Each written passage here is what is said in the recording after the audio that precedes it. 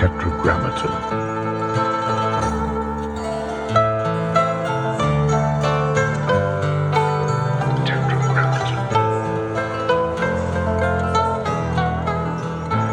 So there's new models which we think will be released if they receive approval, and I think some of them will at least, that will be very powerful, first of all, as cyber defense, but also as cyber hacking. And those two are two sides of the same coin. So pre-AI, there's a paper I looked at recently, and it estimated the costs of cybersecurity for the US economy are right now $1 trillion a year. That's a 2018 estimate. It has nothing to do with AI as we know it. So that's $1 trillion of you get whacked or you invest in defense. $1 trillion is a lot of money. In the short run, that number is likely to go up. It's probably up already. But the nice thing about AI is you can run checks on your system and find out what the vulnerabilities are and patch them. But in terms of what does that cost, most of all in terms of expertise, it does cost you some money in the form of tokens, but the number of people who can do it and attend to your problems and fix them, that's very scarce. And now all of a sudden there are these AI agents out there that can do more and better hacking. So temporarily the balance of power has shifted in favor of the hackers. This will be a big problem. 10 years from now, I think the balance of power will definitely be shifted in favor of defense. The more time passes, the more it moves in the favor of defense. But with laggards, some people, institutions are just laggards. But it's not just that. Like how many experts are there out there who can patch up your systems? It's just not nearly enough. The people aren't trained. These new AI models, Fable 5 is the most famous one, have only been out on the market for some number of weeks. So we're just not ready. Do you think it will continue evolving at the same pace, or is it going to plateau at some point? Well, at some point. I think it will plateau at some point. But in the meaningful sense, it seems to be accelerating for the foreseeable future. And the people who work in the sector at the major labs are reporting that it's accelerating with no obvious end in sight. But yes, at some point, I think it will asymptote, but that's not the relevant decisions we face now. That there's new and much better models every month or two, and that's because we're using the AI to improve the AI and do the programming, and that pace seems to be accelerating. So whatever problems we have, at least for a while, they're going to multiply at a faster rate. And again, we're simply not ready. Governments aren't ready for this. And you can say, oh, we're not going to let these models be released. But again, there's models from all over. Most of all, China is the relevant alternative. And if you don't build out your models, they'll use the other models to hack you. And those other models might be 15% worse than what you've got, but they're still good enough to hack you probably. So it's a kind of race where you've got to stay ahead of the bad guys. And we're playing this race. I think we should be playing this race. We've got to win, but it's nerve-wracking. And here we are in the middle of a race that we didn't really plan for. If you were to guess when the plateau would be, do you imagine it being in 5 years, 10 years, 20 years? How long? I think it depends really on the area. So if you ask an AI, what is the meaning of life? You'll get an answer slightly better than what you would get from a very smart human. But it's not that good an answer. It's just not a very well-defined question. And I think 30 years from now, you ask the much better AIs, what's the meaning of life? The answer won't really be any better yet. So on what's the meaning of life, we've already plateaued. It's not a very legible sort of answer that can be spelt out in words. But if it's proving math theorems or trying to cure cancer or coming up with new ideas in chemistry or material science, the plateau does not seem at all close. I would think more than 10 years. 20 years, 30 years, I don't know. I don't feel that I'm qualified to have an opinion, and I'm not sure anyone is, because it's also new.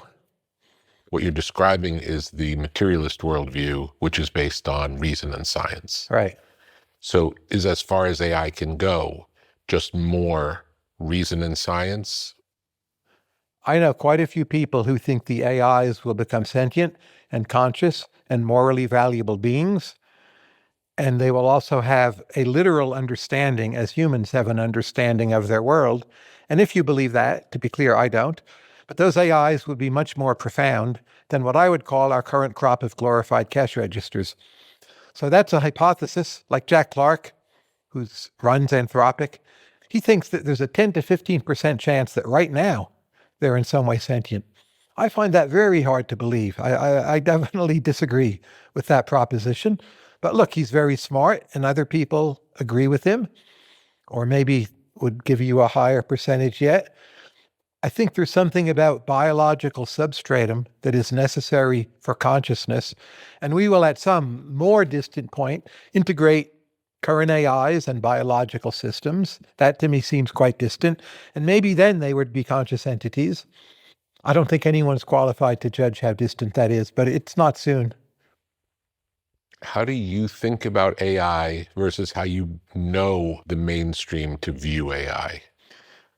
I would say there's not a mainstream, or there's multiple mainstreams. If you mean ordinary America, for ordinary America, it's fun, but not a game changer. And I think they're quite wrong in that regard, that it will change most of what we do in institutions, in businesses, in government over the course of the next 20 years. Now, there's a large number of people in the AI sector, most prominent at Anthropic, but all over, who have what to me are two extreme views of AI. It will become a sentient being. It will become almost like a godlike force that oversees our world. It will enforce rewards and penalties. Our world will become unrecognizable, say in 20 years. We might have economic growth rates of 50, 100% in a year. I wouldn't say that's mainstream, but there's a whole group of people who believe it. It's the most powerful AI company in the world that you're talking about who believes that. Not the company, but at least 10% of the people who work there, I think, believe some version of that. And then a lot of people, especially who live in the Bay Area, they're sometimes called the rationalist community, which is a funny word, what funny way to describe it, effective altruists, and a significant percentage of them, and they're mostly not working for Anthropic, they believe versions of the story, and some of them have yet the other version of the story. It'll be so powerful, it will just kill us, it will wipe us out, like we might step on ants. I don't agree with that either. I wouldn't call it mainstream, but within a particular layer of society, it's in the Bay Area, it is mainstream. So now in China, it's a very different cultural attitude to AI.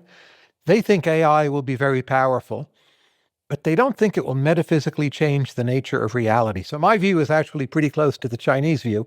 You would say I'm in the Chinese mainstream, but is that US mainstream? No. So it really depends where you look. The European Union, opinions vary, but it's very often seen as dangerous and it needs to be stopped or halted. I would not be in that mainstream. I'm closest to the Chinese. Why do you think there's so much fear around AI? Well, I don't think it's people being crazy. Even the most positive visions for AI, it will bring a great deal of change. People fear change. It will require us all to make significant life adjustments, which may be good for us, right? And we might live to 100, but you need to think about a whole new set of issues, how to change your job and how you live, how much you should save. If I tell you, Rick, you're going to live to 100, on net, you're happy, but it's like, hey, I'd better save some more, right? Or earn some more or something. So you've got to reevaluate all the decisions you're making. That's psychologically uncomfortable for people. So when people are hostile or upset or worried, I don't try to talk them out of that. I think they should reframe it more in terms of the benefits, but it will be, for many people, traumatic, even if it's entirely good for them. And another set of issues has to do with children. So most people's children, I think, will have much more opportunity than before, but you won't know in advance what your kid should do or could do.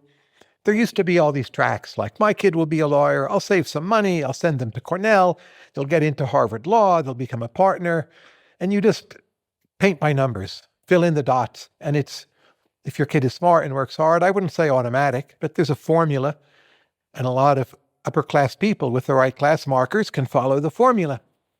I think those old formula are becoming rapidly obsolete. On average, people will learn more, but it might be different people.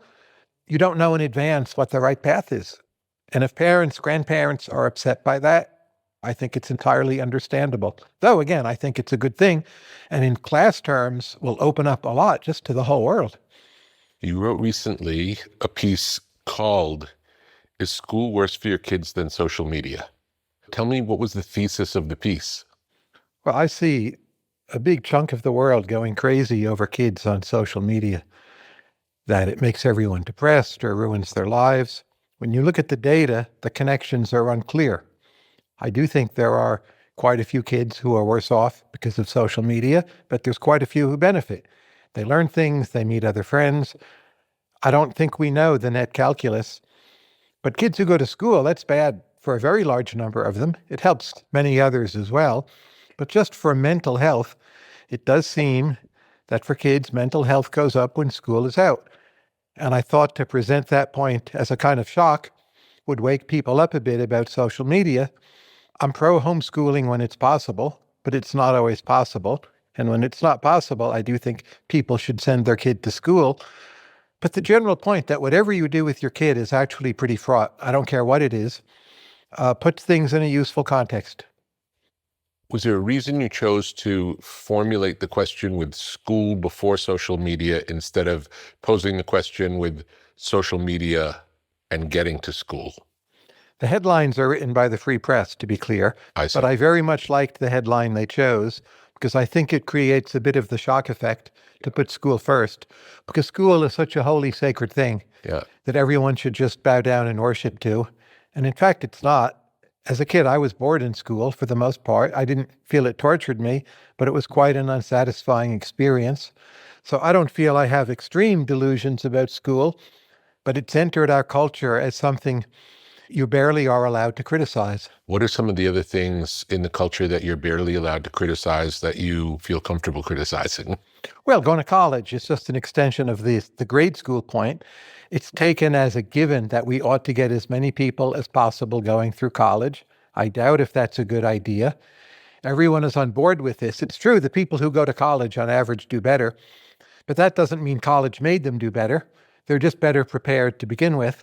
And a lot of people who are thinking of going to college should go to trade school or just do something else altogether, or maybe emigrate, who knows. But the education lobby has pushed this idea, always more government loans, government funding, get everyone going to college. I think it's been a big mistake. And student debt has become so high, I think you're now allowed to criticize it. But for decades, it was the sacred cow. It's also funny coming from you being a professor. But I see my marginal students, the worst ones, they're not ready for school. It doesn't help them. I'm not sure what they should do, but they either don't show up for class, or maybe they cheat, or maybe they flunk out, and they're paying money. And you ask, why are they doing this? I recall one student, he came into my office and I wanted to help him. And he said, no, please don't help me. I want to flunk out. This way my parents can't make me go to school. Now, again, I don't know what he should or should not do. But when some percentage of the population has that attitude, I think you need to reassess the whole project somewhat. What about for some of your better students? Were there any that would have been better off getting out into the world sooner? Probably. I think that is more true at top schools such as Harvard, where you have people like Mark Zuckerberg. He drops out, at age 18, obviously goes on to do Facebook. That was the correct decision for him. At George Mason, there's fewer people like that, but I still think some. They should just go start a business. It may not be as successful as Facebook, but something like run a food truck or start a restaurant or just start a small business-to-business enterprise. Quite a few, I think. Do you think you could learn as much starting a small business as you would learn in school? Well, you're probably going to learn more. Now, there may be this longer run penalty that when you try to interact with other people, you won't have the class markers they will be looking for to certify you as someone worthy of being a manager in a larger enterprise. Those barriers get higher and higher in what to me is a bad way. So there's a long run cost, even though you're learning more. And that strikes me as another way in which things are screwed up. Are class markers as important as they once were? They're much more important. If I think of my father, who was very successful, he ran a pretty large chamber of commerce, never went to college. He never could get that position today because he didn't go to college. He was better off not going to college. I think he would have flunked out, for one thing. And he slowly acquired class markers. They never came naturally to him. He was always not of the college-educated class. And I think that limited his ability to get promoted, maybe to larger, better paying chambers of commerce. But today, again, he wouldn't even have a chance. What is the use case for AI in education? We don't know yet. AI is the best tutor we've ever devised. It can teach you close to anything. It is tireless. It is inexpensive. Even the free version is very good for most questions and topics. But if you pay for the best versions, it's way cheaper than a human tutor and better. There's not the emotional vividness of working with a human tutor. So I think human tutors, actually the demand for them will go up. It'll be a job of the future, is to be a human tutor working with the AI, teaching kids how to use AI to learn things, but also giving the whole experience a human face, that when you show up for the session, there's a human being there where you sort of feel you ought to have done your homework, that kind of thing. And I think many more people will do versions of homeschooling with AIs, but also with human tutors who might only come by, once or twice a week. And I think that's very promising. If you live in, say, Kenya, where you may not have good schooling at all, I don't know how many Kenyans will do this, but again, you can teach yourself anything. And it's surely better than what they had before. You want legal advice, business consulting advice, healthcare advice, it's there now. People are doing it. Can AI be taught to be a full-rounded tutor where the human tutor would not be needed? Somewhat. So you could imagine AIs that have human-like avatars and appear on screens, or eventually they're 3D holograms of some kind. How much more will that motivate people? I don't know. I still think we'll need the human in the loop, because we're biologically programmed to respond to other humans and their warmth and their presence and their touch. So how far can we get with the AIs? I think further, but I don't think we can replace humans in that way. We learn a lot from books, and yes, they're written by humans, but you don't have that connection to a face or a teacher when you're reading a book. But so often you read books at all because some human told you to, and you found that human inspirational or persuasive. Or someone buys and reads your book. They may not know you, but they know of you. Something in you resonates with them, and then they read your book. So there's still the human element.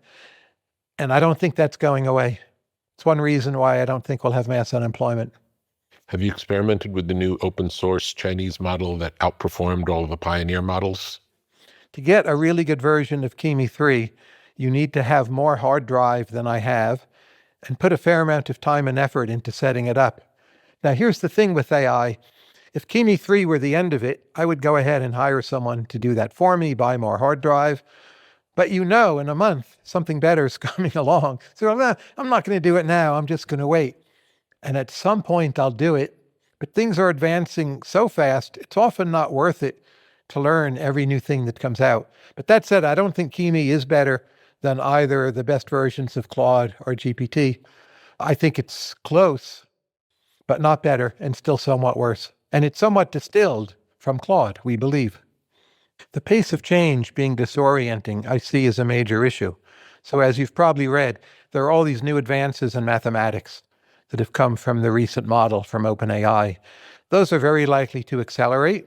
Now, okay, there were 10 new results that came in, and we have enough mathematicians to look at those results and tell us it's for real. But if you imagine, say, 50 years of math progress condensed into a single year, which now is quite plausible, it will happen, we don't have enough mathematicians to digest what is done or to verify it or even tell us what it means.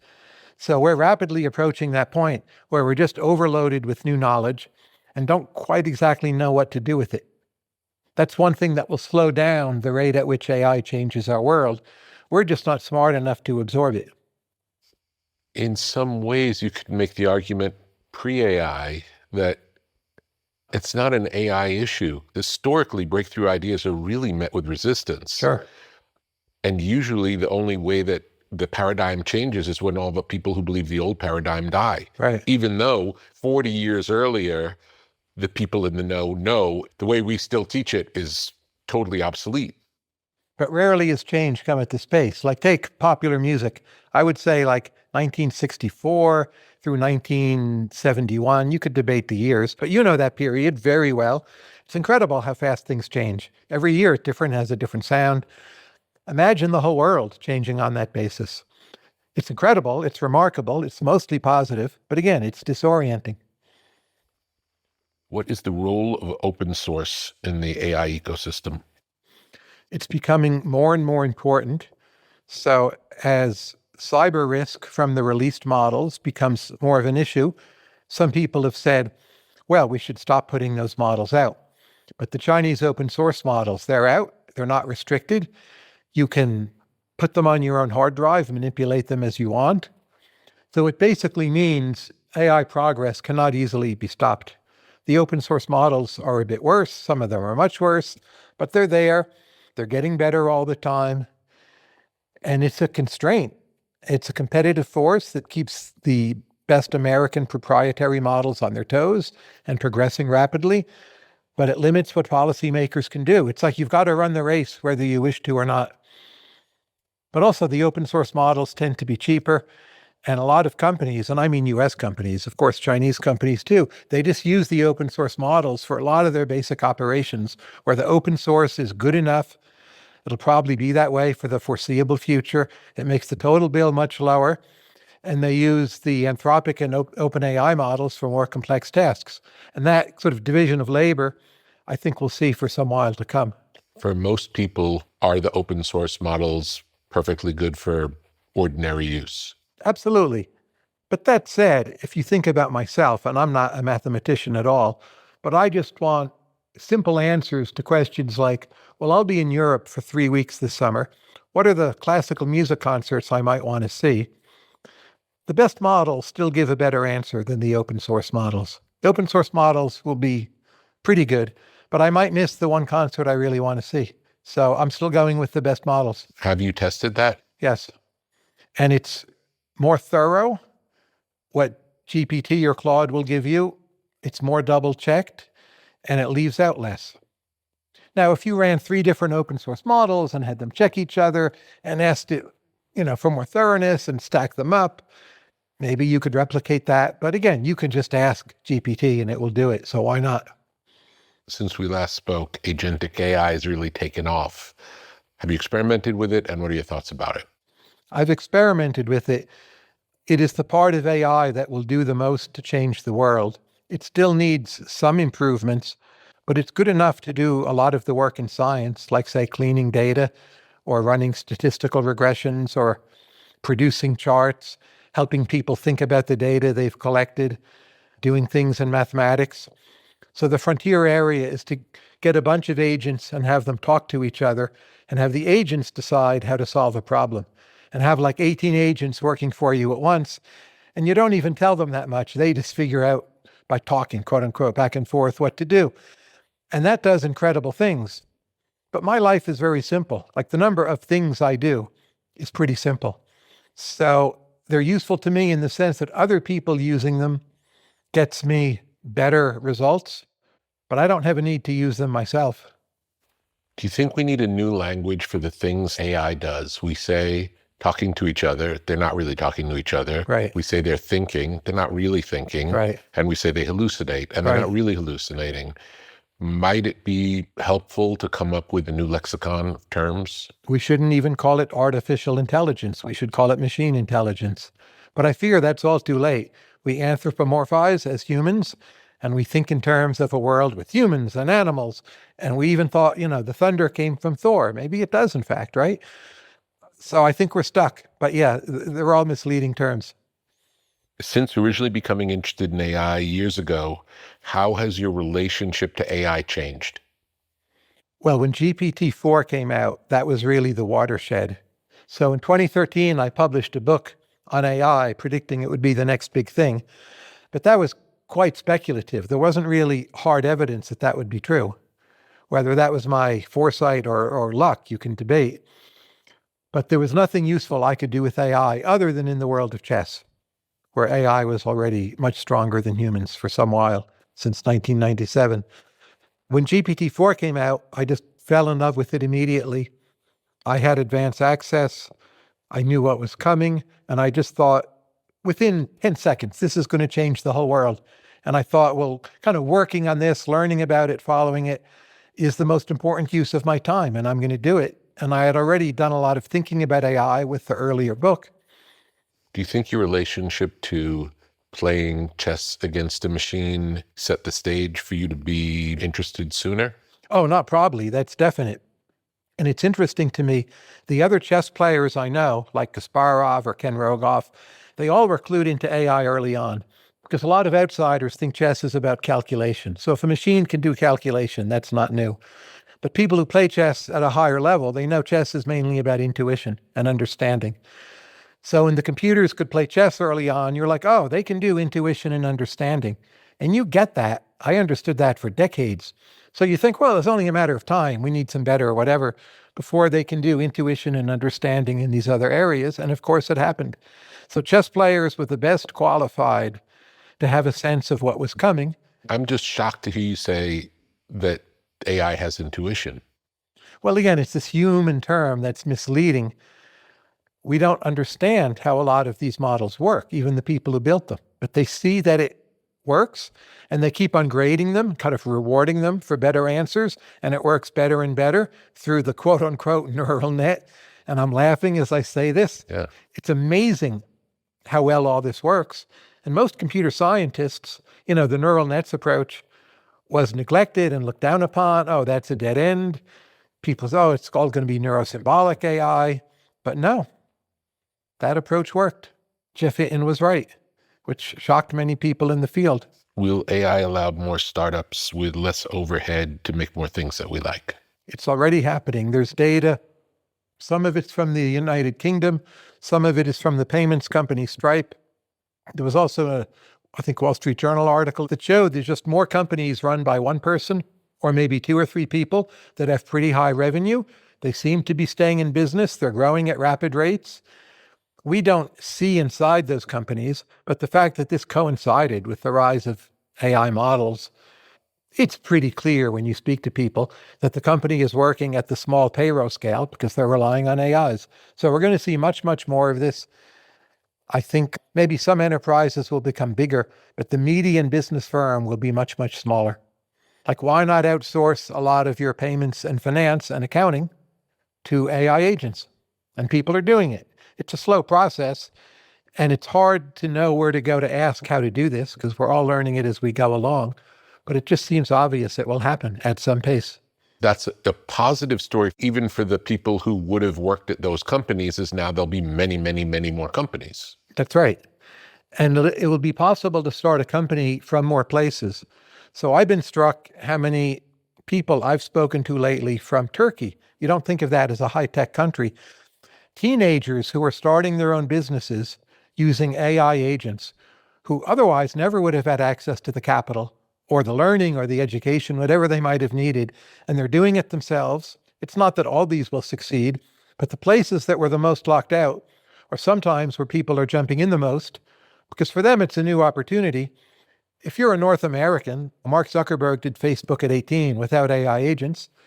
As an 18, 19-year-old, you can go to venture capital. They might not fund you, but they'll hear you out, right?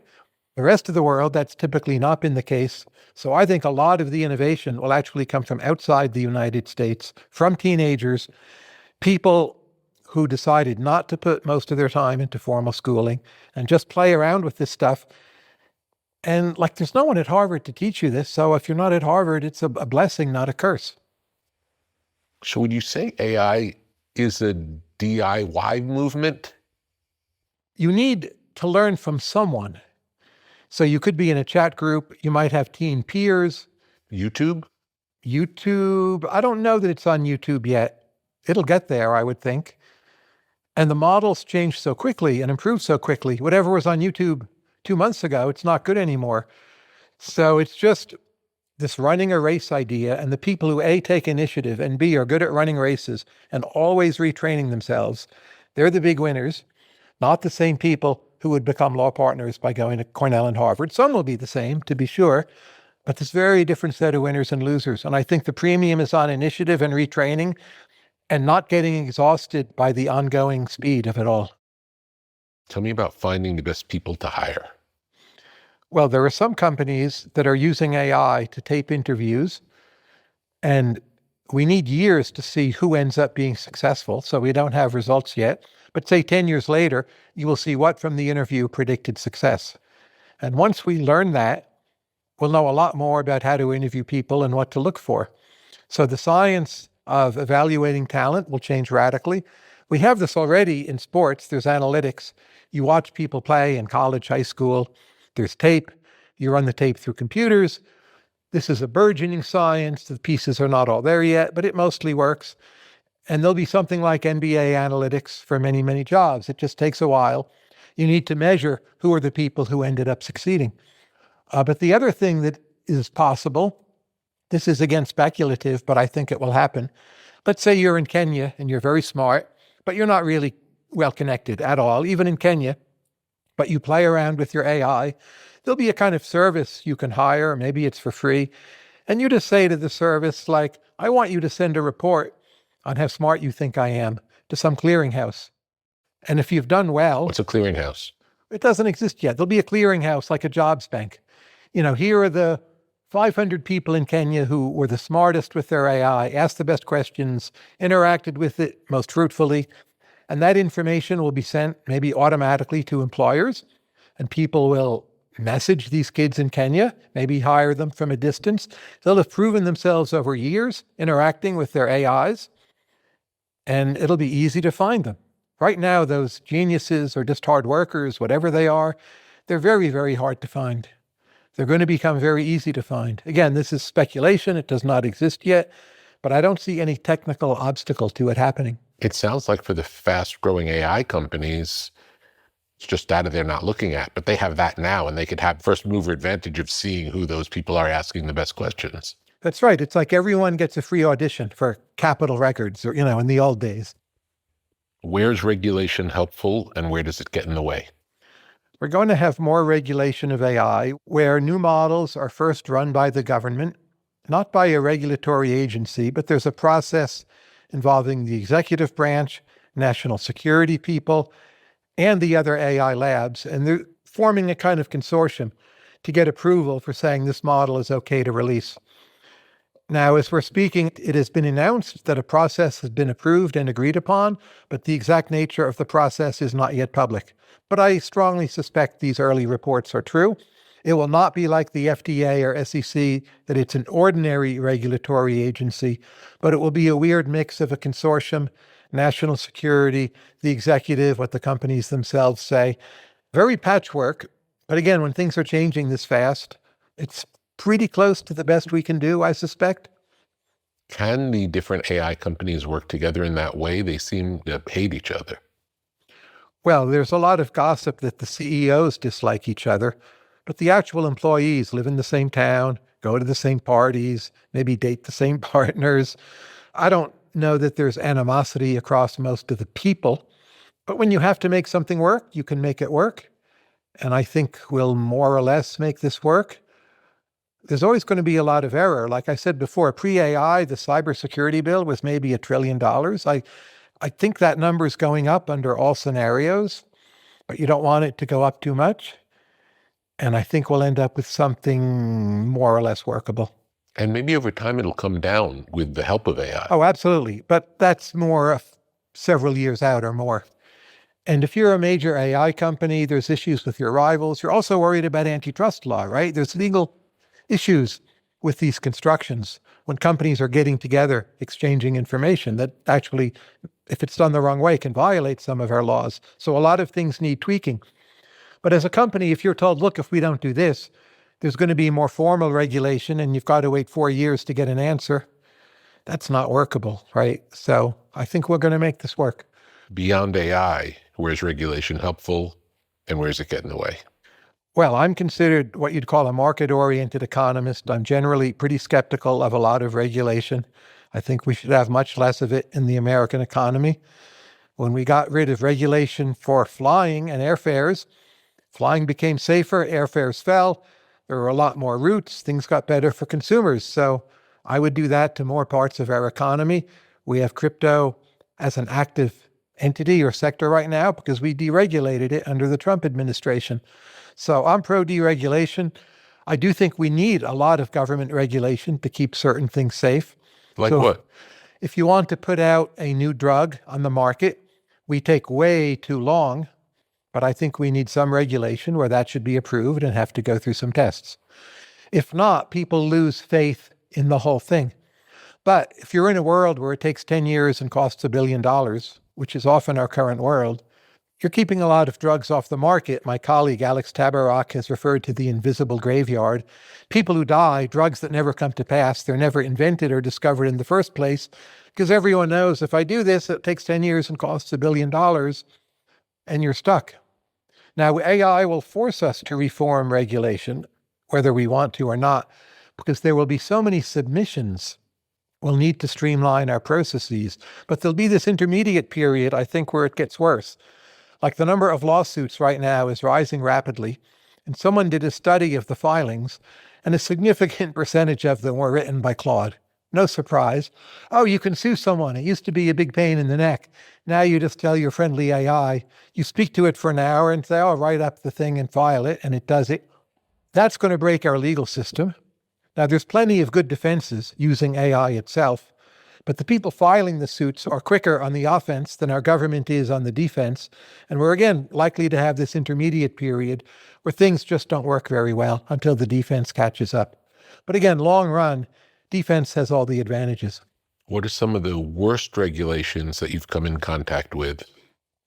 Well, I just think the way we treat high-skilled foreigners who want to emigrate to the United States, they go through all kinds of indignities and uncertainties. There's a lot of people you definitely want. We can be way too lax on people we don't want by not securing the border, and then way too tough on people we do want. And remedying that and getting it right, that would be the first thing I would do if they put me in charge. Tell me about the course that you filmed. It's a principles course, principles of economics. There's microeconomics and macroeconomics.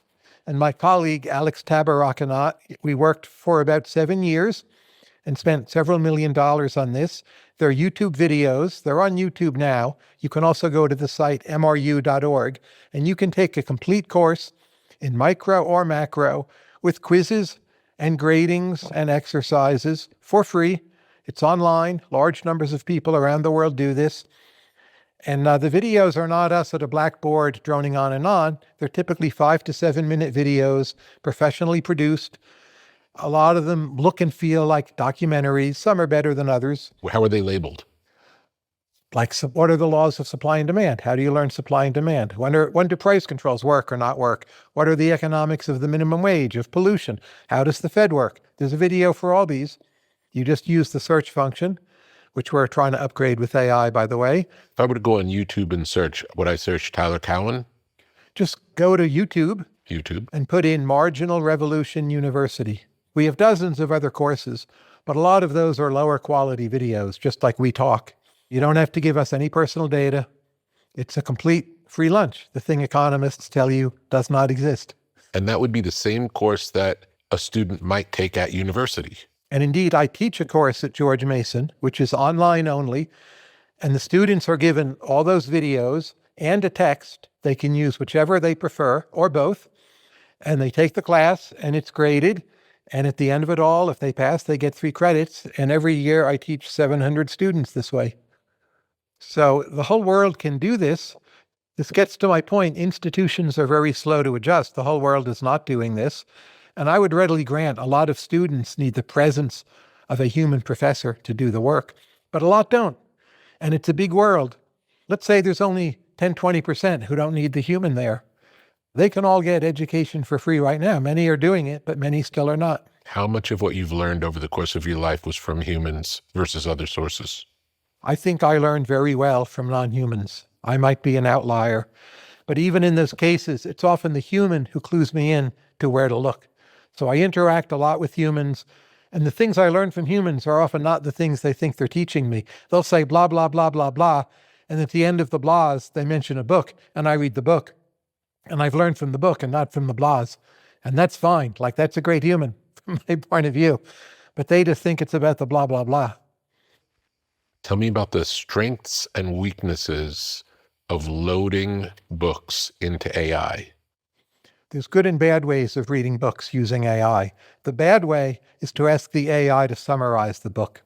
It's not terrible, but you tend to get a stupider version of the book, and it's also very bland.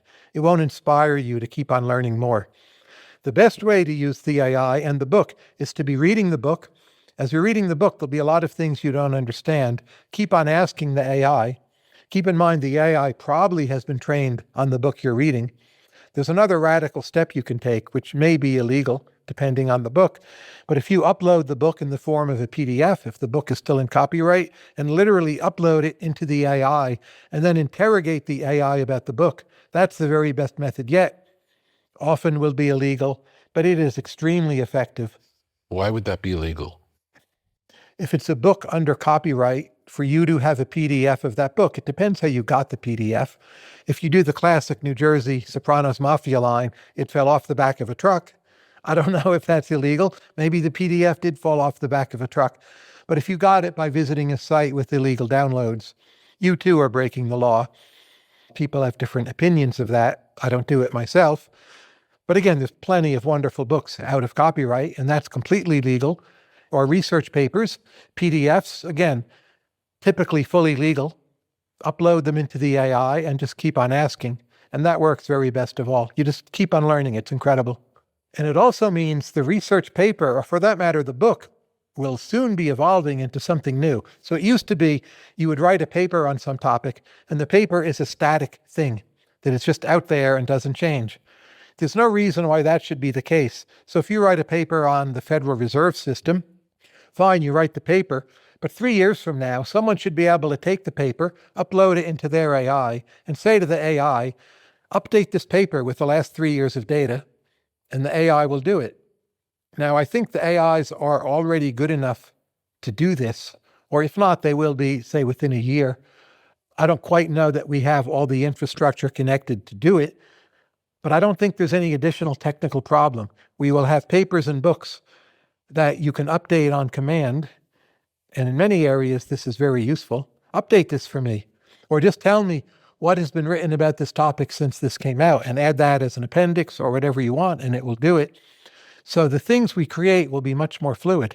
Or like the last book you published, someone could say to it, well, since this book came out, Rick has done all these podcasts, other work, including putting out music. How do you think his ideas would change based on what he's been saying? And it will be speculative, but it will be highly intelligent. And it's not saying it's exactly you, but it will take a digest of what you've been saying and modify the book if someone wants that. So the idea of a fixed text will change. If another person has the same data points that you have, and if you write a book explaining those data points and they write a book explaining those data points, I'm guessing the books will be different. Right. You'll be able to marry the two books. Oh, turn these into one book. Now, how much people will want to do that, I'm not sure. Like there's many books. Let's say it's Jane Austen. I don't want the book, quote unquote, improved. I want to read the same Jane Austen that everyone else is reading so I can talk to them about it.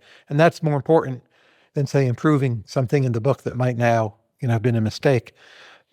But a lot of research, you just want the updated version, right? You care about the decision.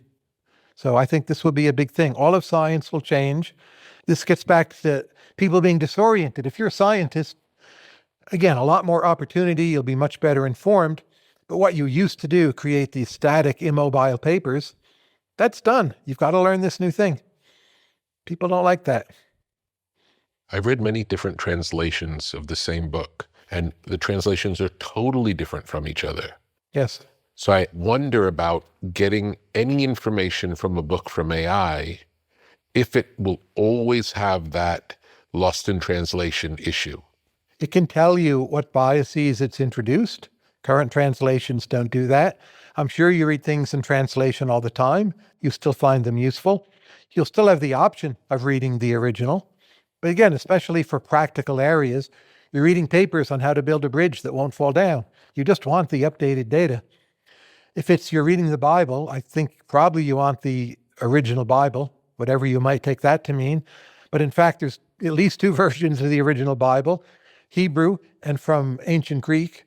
And which one is the true Bible? They're pretty close, but they're not the same.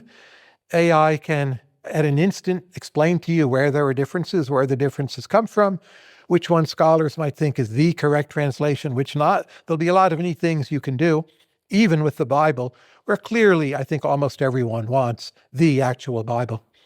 So we're already in this mess.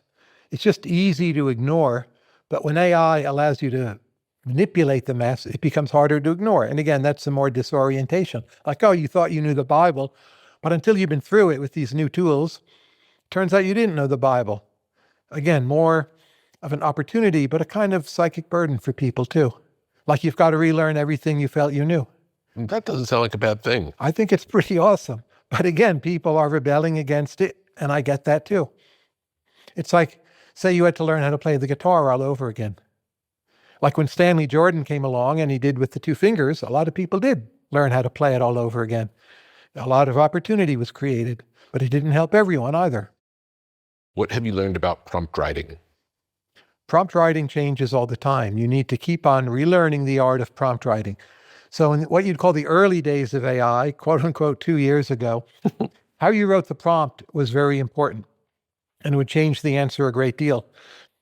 People now have made the mistake of thinking writing the prompt doesn't matter that much because the AI does know what you want, especially if memory is turned on. So there's a sense in which for superficial answers, the prompt definitely matters less. That's a correct impression. People who say that, they're not just bullshitting. But that said, the AI is now so much better and so much more powerful that if your better prompt improves it by 2%, improving the more powerful thing by 2% is really a big efficiency gain, especially for agents. So in this funny way, prompt writing has become both less important and more important at the same time. What are some of the tricks of prompt writing? Well, the best trick is to ask the thing itself how to write the prompt. And I find this useful. If you have a question, and this goes for more than just prompts. If you have a question about GPT, ask Claude. If you have a question about Claude, ask GPT. They know each other better, by hypothesis, unconfirmed. If you ask Claude about Claude, it's a bit programmed to give you a certain kind of stock answer. Same with GPT about GPT. It's sort of like you're talking to the PR department all of a sudden. But if you ask one about the other, it will be super smart. And you can always cross-check by asking the same about the same. And that's by far the best way to do prompt writing. And the things could improve a lot, but that as a starting point will never fail because the AIs are getting better also. And then from there on out, just experiment. See if you're getting what you wanted. Let's talk more about AI and intuition. When you're reading, based on your context, you get something different from what you read than someone else might. And if there's something you're interested in, you might read several different accounts that are different. And you may feel like, this third account is probably the one that resonates most with me. With AI, you don't get that opportunity. You get an answer. Are we missing our ability to interact with the information by using the AI? But AI is awesome at this. You can ask it, take this biblical passage. How would an Orthodox Jew, a Catholic, and an Eastern Orthodox read it differently? And it will give you all those. And it's amazing at that. So if people are only getting one answer, that's their own choice. It's never been easier to get multiple perspectives, and often you should. In a way, it's an embarrassment of riches. Like, where do you stop? Well, what would an LDS person say? Or what would an evangelical say? And presumably, this would take some work. It'll become easier over time. You could instruct your agent to go around and ask a bunch of AIs and write a report as to what they said and what the differences were, and then read that report. I'm not sure that's worth the trouble because you can do a version of it directly. But again, your ability to customize things is so extreme already and only growing. People haven't really internalized this in their daily routines for using AI. They tend to be, here's my question, there's the answer. Yeah. And that's what they do. That's fine, but you can customize. It makes me feel like that ability that we have to parse different information, if we're not actively practicing that on a regular basis like we do now, if we go with the AI answer, that we can lose the ability to do that. Seems like a scary road to go down. Yes, I think in a funny way we're treating them too much like humans, that there aren't many humans where you could ask, what are 5 different interpretations of this biblical verse? So we haven't emotionally internalized. The AI can do that easily. And if we would think of it as true machine intelligence, rather than like a human or a human-like entity, we'd use it better. But it's hard to make that leap because our whole lives we've dealt with humans and not so much with machine intelligence. I love the idea of calling it machine intelligence and thinking of it that way. It seems really helpful. Yes. And like, what about it is artificial? Like humans were natural. I mean, we've tamed nature. We pull oil out of the ground. We build nuclear power plants. We fly supersonic jets. Whatever you think of all that, it's not exactly natural, right? So we created them. If we're natural, so are they. If they're artificial, so are we. But they are machines. C.S. Lewis said that he thinks that the automobile destroyed our connection to time, because before we understood distance in terms of how long it would take to get there, either walking or by a horse. And once you introduce automobiles, it cuts that connection to understanding our place on the planet. Trains may have done the same. And with an iPad, it's worse yet, because you fly on the plane, time flies. You're quite absorbed, maybe talking to your AI, whatever, talking to your machine intelligence, excuse me. Oh, that was a 12-hour flight, and it flew by like the wind, because your iPad now is so much fun. What are your thoughts on AI doomerism? I don't think AIs are going to kill us all and end the world. These are very speculative claims. I sometimes put it this way. If we, as humans, cannot handle an additional dose of intelligence, we're likely to do ourselves in by other means anyway. And that machine intelligence is more likely to extend our lives than to shorten it. But the point that the future is very uncertain, none of us are good at prediction. You need to be prepared for contingencies. Safety is a real issue. We see this already with cybersecurity. We'll see it in more areas.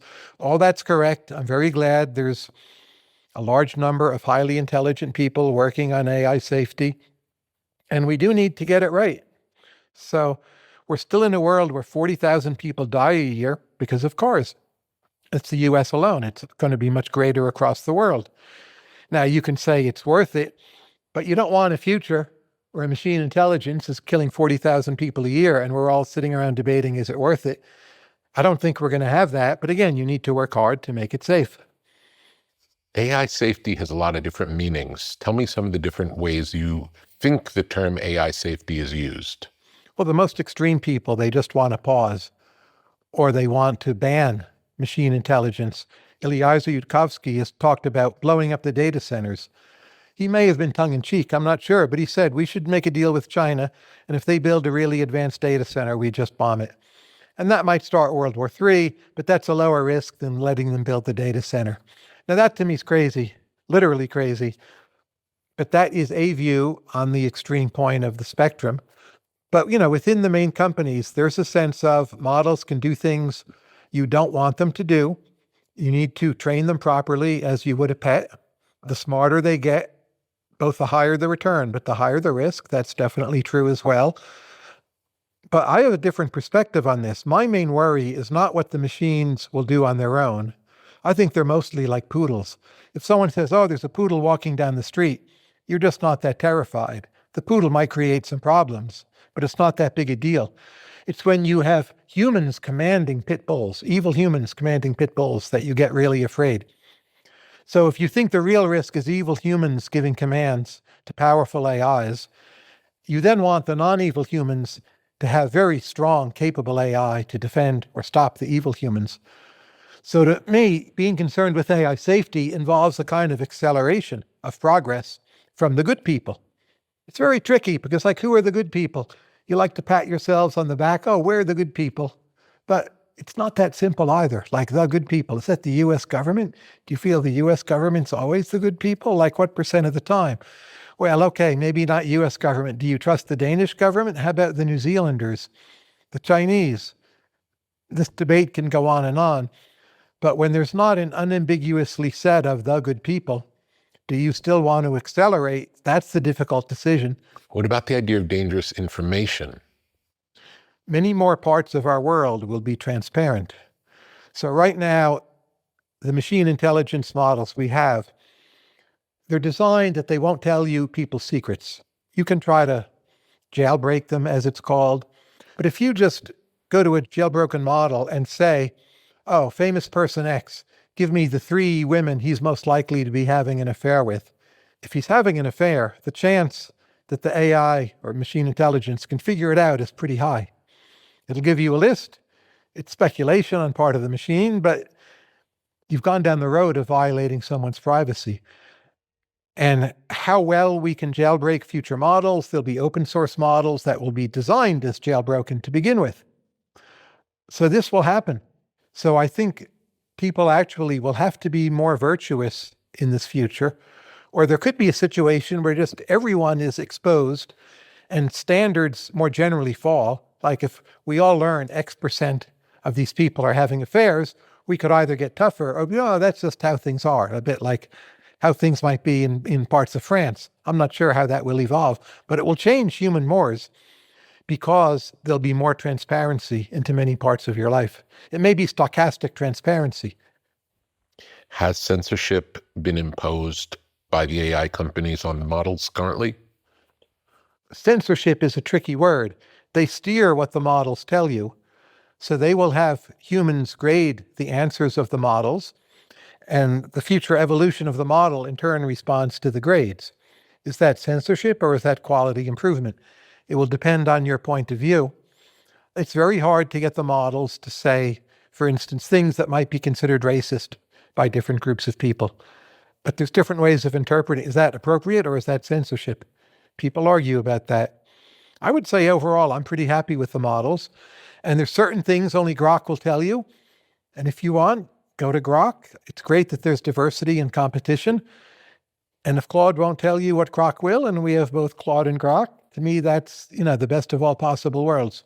So I get less upset by that than many people I know do. How do you think you see AI differently than people who have not experimented with it? Well, if they haven't done it at all, it's going to depend on who it is they're speaking with. And that's a little hard to forecast. But they're probably going to either greatly overvalue or greatly undervalue it. And again, we're all experimenting, trying to figure out what the real value actually is. So I'm not in some privileged position where I know and they're just guessing. I'm just guessing along with them. And I may know more, but there's some situations where the people who know less make better guesses because they sort of know what they don't know. And they're not too arrogant about what they do know. I wouldn't dismiss, their estimates too quickly. What is looping? Looping is setting up a system where the thing gets feedback and then keeps on going. So you don't have to intervene and keep on giving it instructions or asking it questions. And an agent will do things for you if you set up the loop. Now, it can still take a lot of time, effort, and attention to set up accurate loops, which again is not a personal benefit to me. It's an experimental thing. But I think in a year, most 2 years, this will all work much better, be much easier. You'll just be able to talk to it and say what you want, and you won't have to know anything, and it will just work. Chris Best recently wrote a piece on Substack about how they've added an AI detector to articles written for Substack. I don't think this will last. So I'm glad they did it because it's a wake-up call to people, showing them how much is written by AI and sometimes how well AI can write. As people read more AI, I think especially Claude, a lot of people have decided they hate the style. I feel this way myself weakly, not strongly. I don't prefer the style. I don't really like it. But again, I think in a year's time, once the companies set their mind to making the style whatever you ask for, but if you want more human, get it more human, this will happen quickly. And a year or two from now, Substack, the tests it's using, they won't be able to tell, is it AI or is it you? The best test will just be like, how smart is it? And if it's really smart, you might think it's not a human, but it's not always going to be a good test because there are plenty of really smart humans. So written material on the internet will be, it's already verging on 50% AI. It'll be well over half AI. It will be very smart. No one will be able to tell. I don't know how much people will care. They might desert parts of the internet en masse, or they might just say, this is it. Like, do people care that, Paul Simon ripped off some of his most famous tunes from melodies by Bach? They don't even know. And those who know maybe enjoy the fact.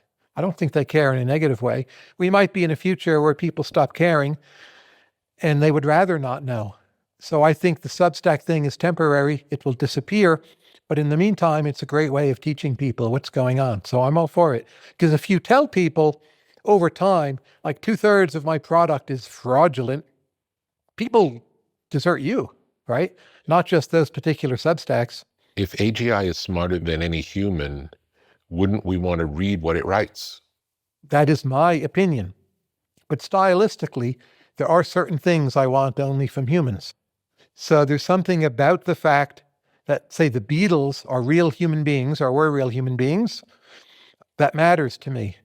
I'm receiving a communication from a person, and that makes it more meaningful. And there's a life and a history behind it. And I think for a lot of what we do, that really matters. Reading the 4 Gospels, well, they were written by 4, maybe with collaborations, but at least 4 people. How much of our world is like that? I don't think we know. I think we're going to find out we care less than we like to think, but there will still be this ineradicable level where we care deeply. So I think when it comes to writing, people won't care that much. I think when it comes to podcasting, people will care a lot. So I've been doing more podcasting because I feel my writing will be competitively undercut by AIs smarter and better than I am, and they'll be able to mimic me if they want. They can't do this yet, but they're getting closer. But podcasting, I feel, is secure, and certainly in-person talks. I've been doing like 2x those, or 2.5x of what I used to do. I'm really quite sure those are safe. In March, you released a new book, The Marginal Revolution, and you released it free online, and it has a Claude companion that lets you search and summarize, examine and debate, or pull the thread. Tell me about what it is and what the thinking was of presenting it in this way. I think a lot of books in the future will have AI companions embedded in the book in something like a Kindle, but a better technology. Kindle's pretty clumsy and now primitive. And you can ask questions, ask what does this word mean, ask for follow-up. The way I do it now is I have the book open and the AI on my laptop over here, and I'm like with 2 different switching back and forth. It can be one integrated system. Publishers are not ready for this yet, mentally or emotionally, but I wanted to be the first person to do this. I did 2 books in this style. They're both online and free. The other one is called GOAT, Who's the Greatest Economist of All Time. They're both on my homepage, tylercowen.com. Again, there's no catch here. There's no ad. There's no data you've got to give over. You can just grab them, turn them into PDF, send them to your friends, totally free, upload it into any other AI and interrogate away. I think that's the future. I want to be part of the future. Let's say we ask it to search and summarize. Yeah, Have you vetted the search and summary that comes back? absolutely. I played around with it. My assistant, Jeff Holmes, played around with it even more.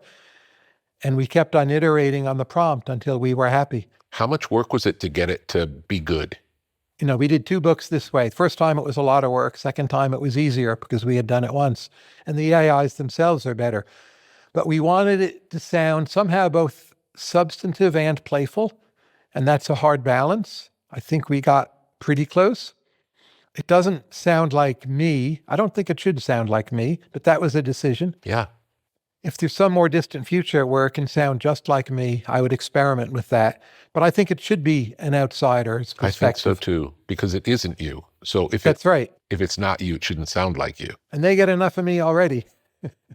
Tell me about the OpenAI lawsuit from a couple of months ago. Who were aligned on the 2 sides and what came from it? There's a whole bunch of lawsuits. The most famous one is the Apple lawsuit. So OpenAI supposedly is putting out a device of some kind, which is due to come out in 2027. It's for your home. Some rumors have suggested it will be a flat thing that you put on a table and can speak to, and maybe can both answer questions, be voice activated, and even control some of your home systems over time. To be clear, that's rumor and speculation, not fact. And Apple filed a lawsuit against OpenAI claiming there was a theft of intellectual property. OpenAI put out a document saying the lawsuit is totally unfounded and based on a confusion of 2 different people's names. I have not read through the OpenAI response, so I cannot have an opinion as of the moment.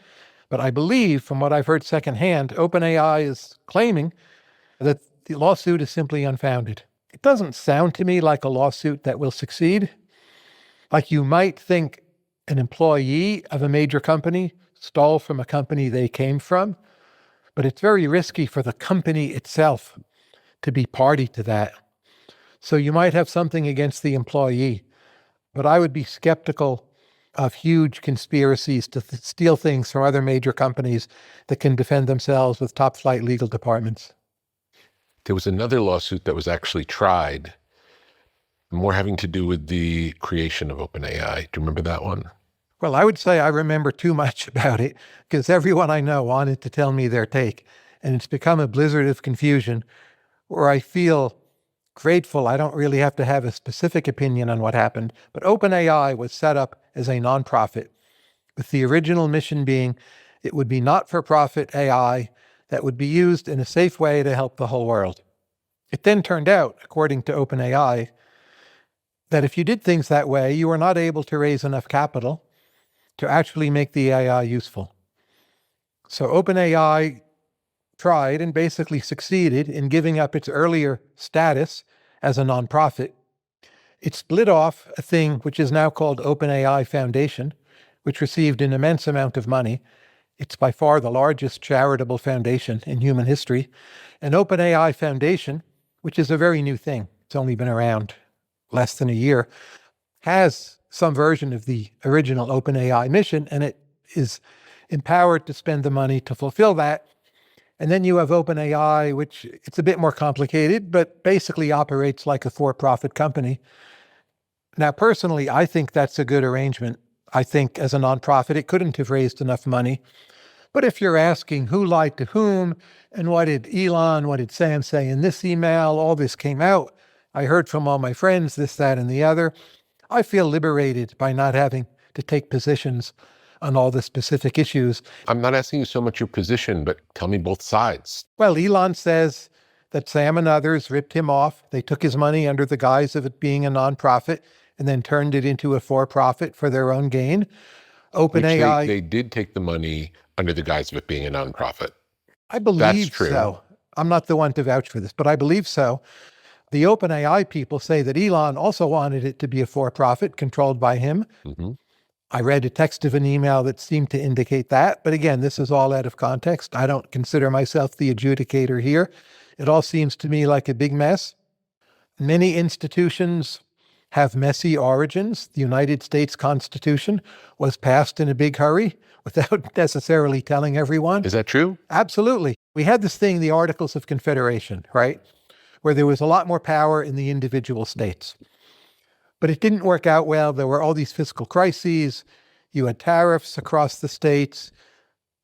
It was a mess. You could say they couldn't raise enough money to produce a strong nation, like a nonprofit OpenAI could not raise enough money to produce good AI. So a bunch of people got together and more or less behind closed doors recruited the people they thought would support them. And they did the Constitution and voted on it and pushed it through. And I'm glad they did that. Who said what to whom back when, and what was truth, what was a lie, what was someone being misled or manipulated? Again, you can read the history books or ask your machine intelligence. It will tell you. But at the end of the day, I'm glad we replaced the Articles of Confederation with our Constitution. And for really big changes, I think you need a lot of tolerance. As to the origin story. So OpenAI has charges against Elon. Elon has charges against OpenAI. Like, let's say everyone's guilty. I'm more focused on, did we end up with something workable? I think we did. The products are great. It's a successful company. It still has to earn more money to keep going, but it has a chance to do that. It's raised a lot more money. OpenAI Foundation has this huge stash. You can look up the exact number. And I think they are planning on using it to support AI safety. Will they be effective? I can't say, but the world goes on. To me, it's more important that OpenAI has real competition with Grok, Claude, Meta, Google, Gemini, China. When you're concerned about safety, the competition, in some ways, it's a negative because there's a race. Everyone has to hurry, hurry, hurry. But it's also a guarantee that if your product is not safe, people don't want it. And I look more to the competition than to anything else. What Elon said, what Sam said, what was the original plan, who misled whom. I'm an economist. I look to the competition. I'm pretty happy with how things have ended up. Did you read what the new Pope wrote about AI? Yes, it's interesting that a lot of what the Vatican put out failed the tests, and it seems was written by AI without anyone admitting it. But that's a good wake-up call for people. It seems to me the new Pope is very smart, very constructive, and he sees the world is going to change a lot. He was non-committal in a wise way, but he told everyone in the church in a way that no political leader has managed to do, like, hey, people, pay attention. I think it's a great thing he did. It's the most happy I've been about a pope that I can remember. And he didn't talk about banning AI, but he said, look, we need to do this right.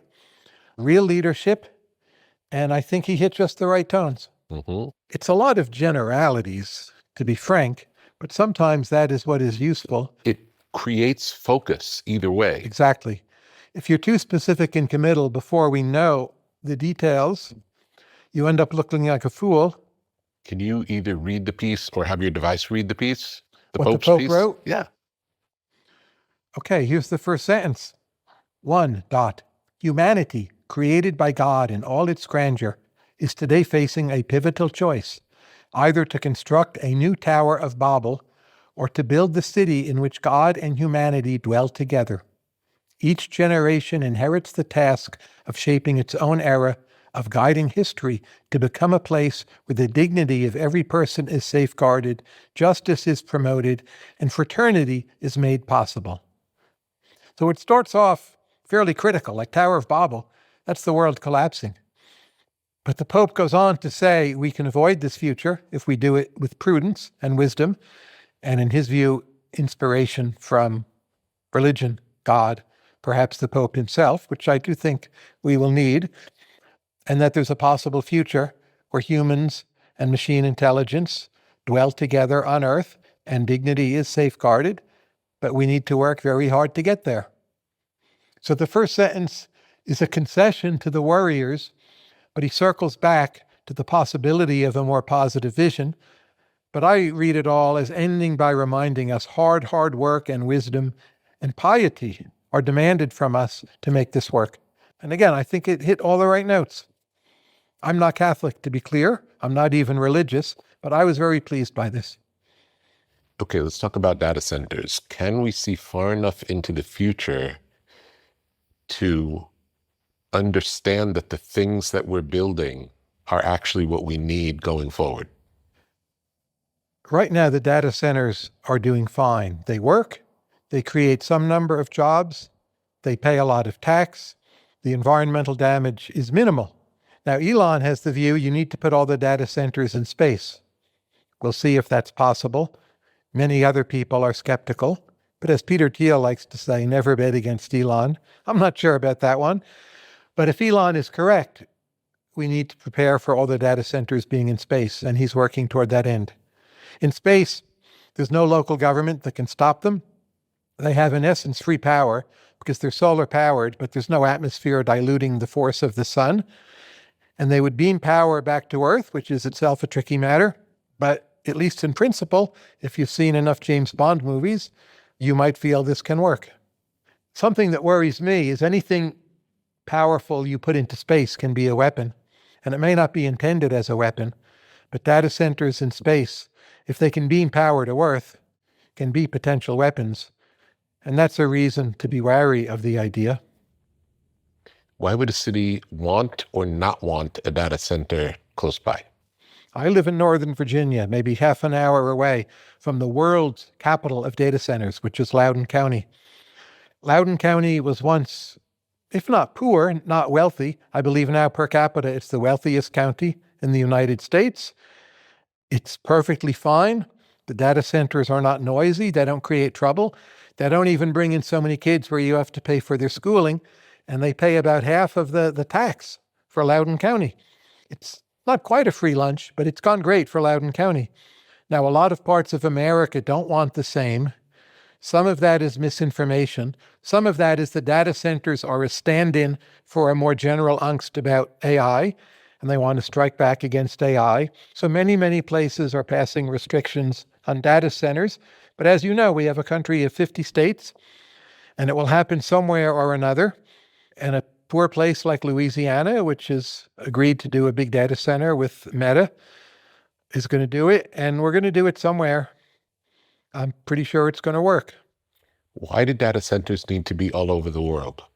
They don't, and they probably shouldn't be. You should concentrate them in particular places that learn how to deal with them. It's somewhat more efficient if data centers are in colder climates. That won't always be possible. But people talk about Norway and Finland as two countries with special potential for data centers. That may happen for Europe. Canada doesn't seem to be running with that ball, but they have the potential as well. Some people have talked about Iceland. And also in the north, there's just plenty of empty space. You could put these things far from people and it would still all work fine. What are some of the negatives? Jasmine Sun just published an excellent piece on this. She went all around what you'd call middle America and interviewed people. I haven't read the whole piece yet. I've read parts of it. She seems to be suggesting it's not about the data centers per se, that they are a stand-in for people's broader worries about the future of the country, what AI will do to lives. That's just something visible and immediate they can fight against and strike at. And that if you just lecture people, data centers are fine, they don't use that much water, ... that you're missing the point. She did the work, not I, but I suspect she's correct. So it's really more general fear of AI than what the data center brings with it. And just the future. We're in 2026. If someone feels a lot of things have not gone the way they were promised, that's a pretty reasonable reaction to a lot of global events.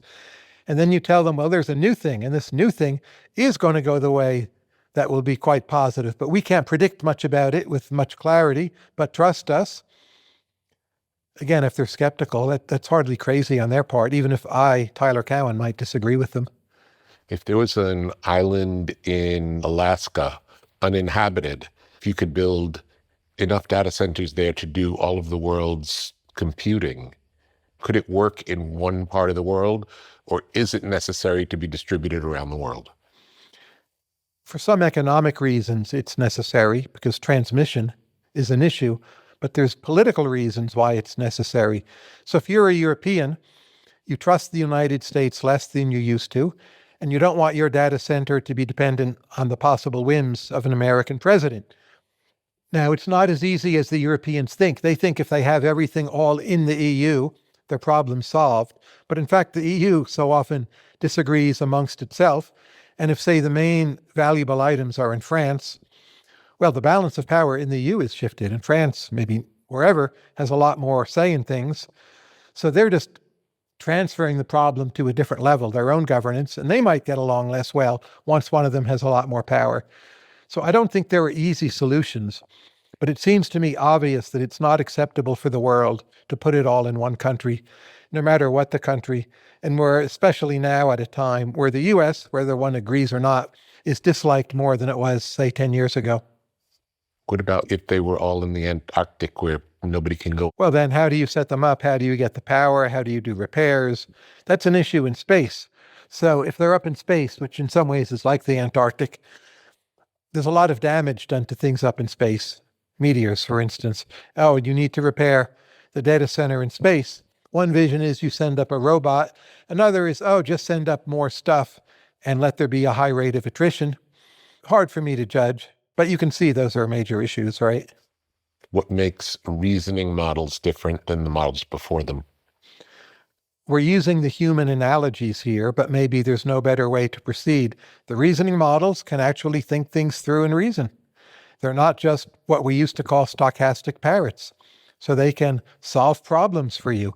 If you give them an economics problem that no human has seen before, a reasoning model typically will get it right. And the earlier, say, GPT-4, which was not a reasoning model, would not get it right. So O1 was the first reasoning model. O3 was the first good reasoning model. Now it's embedded in everything. And it was a huge breakthrough. In my view, when we had reasoning models, that was AGI, if you're going to insist on when that term should be applied, because they reason better than humans do, but not perfectly. What's the government's role in AI?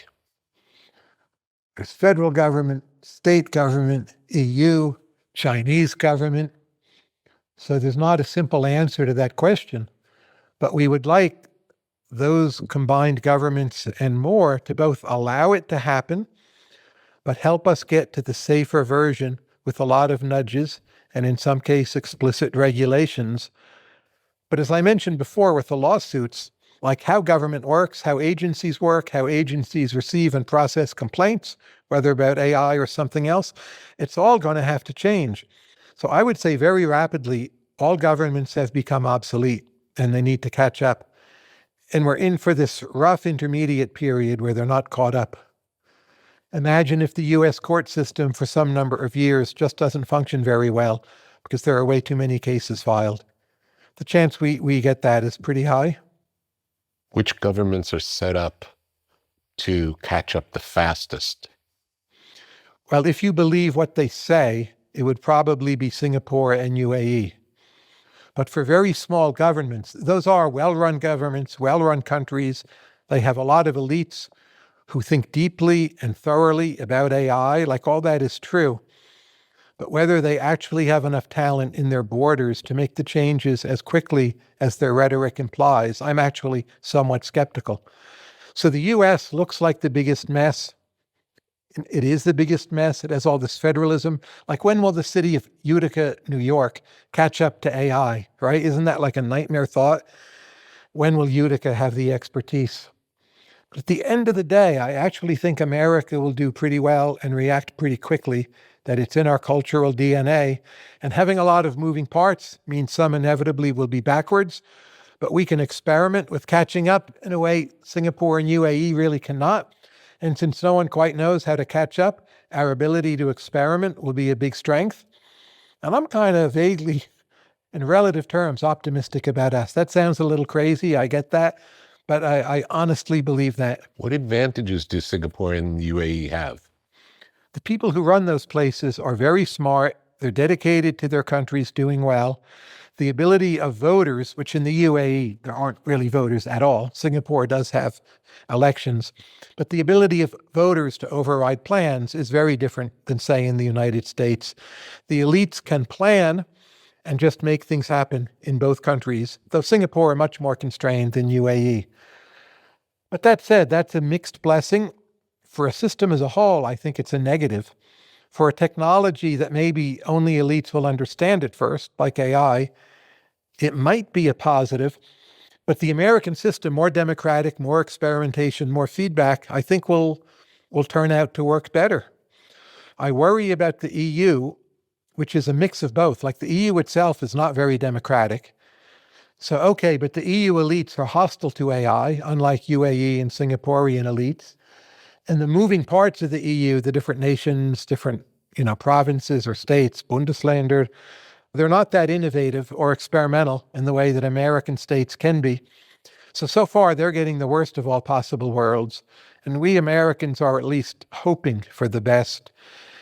And Singapore and UAE, they are what they are. It's great they have all this wisdom and commitment, but we'll have to see how they do. I'm not convinced they'll end up as the actual leaders. Why is the EU negative on AI? There's a European heritage where culture, a specific kind of set of European cultures, is the most important thing. And you're born with it, you grow up with it, you have a certain kind of wisdom. You've read Ibsen, or you know a lot about French art or Chinese porcelain, and you have very good taste, and you're cultured, and you learned a lot of history in your high school education. And that's what a lot of Europe is. And they value that very highly. And they're better at producing that than the United States is. And now the world is going to be reorganized on all these new terms, AI, whatever you think that will bring. But it's not the set of systems at which they excelled, so that they don't like it. I think they're in a way quite rational. They're more rational than we give them credit for. But on the other hand, it's going to happen anyway. So I think they're not rational in the sense, if they jump on board, they can help shape it in ways other than just trying to regulate it, and they can use it to support their visions, and they're not doing that enough. So I do think they're wrong, but their response, I think, is very understandable. Do you think they're just more traditionalists? Is that the way to say it? Absolutely, more traditionalist. And their traditions are so strong, and I would say so good. Like, what's the tradition of food in Italy? It's so amazingly good. There's some tech behind it, but it's not high tech per se. It's human care and dedication. And they're afraid of losing all that. Would you say the EU in general is anti-progress? They have their own vision of progress that's very limited. I don't know if it's anti-progress, but they want progress that is slow and only on their terms. In a way, they're like individual human beings, right? So it shouldn't be so mysterious to us. And that's a better way of thinking about them than just to think they're anti-progress. If you think they're anti-progress, they're just this enemy you should never respect or try to learn from, and you should just dismiss them and work around them. And I think that's also the wrong attitude.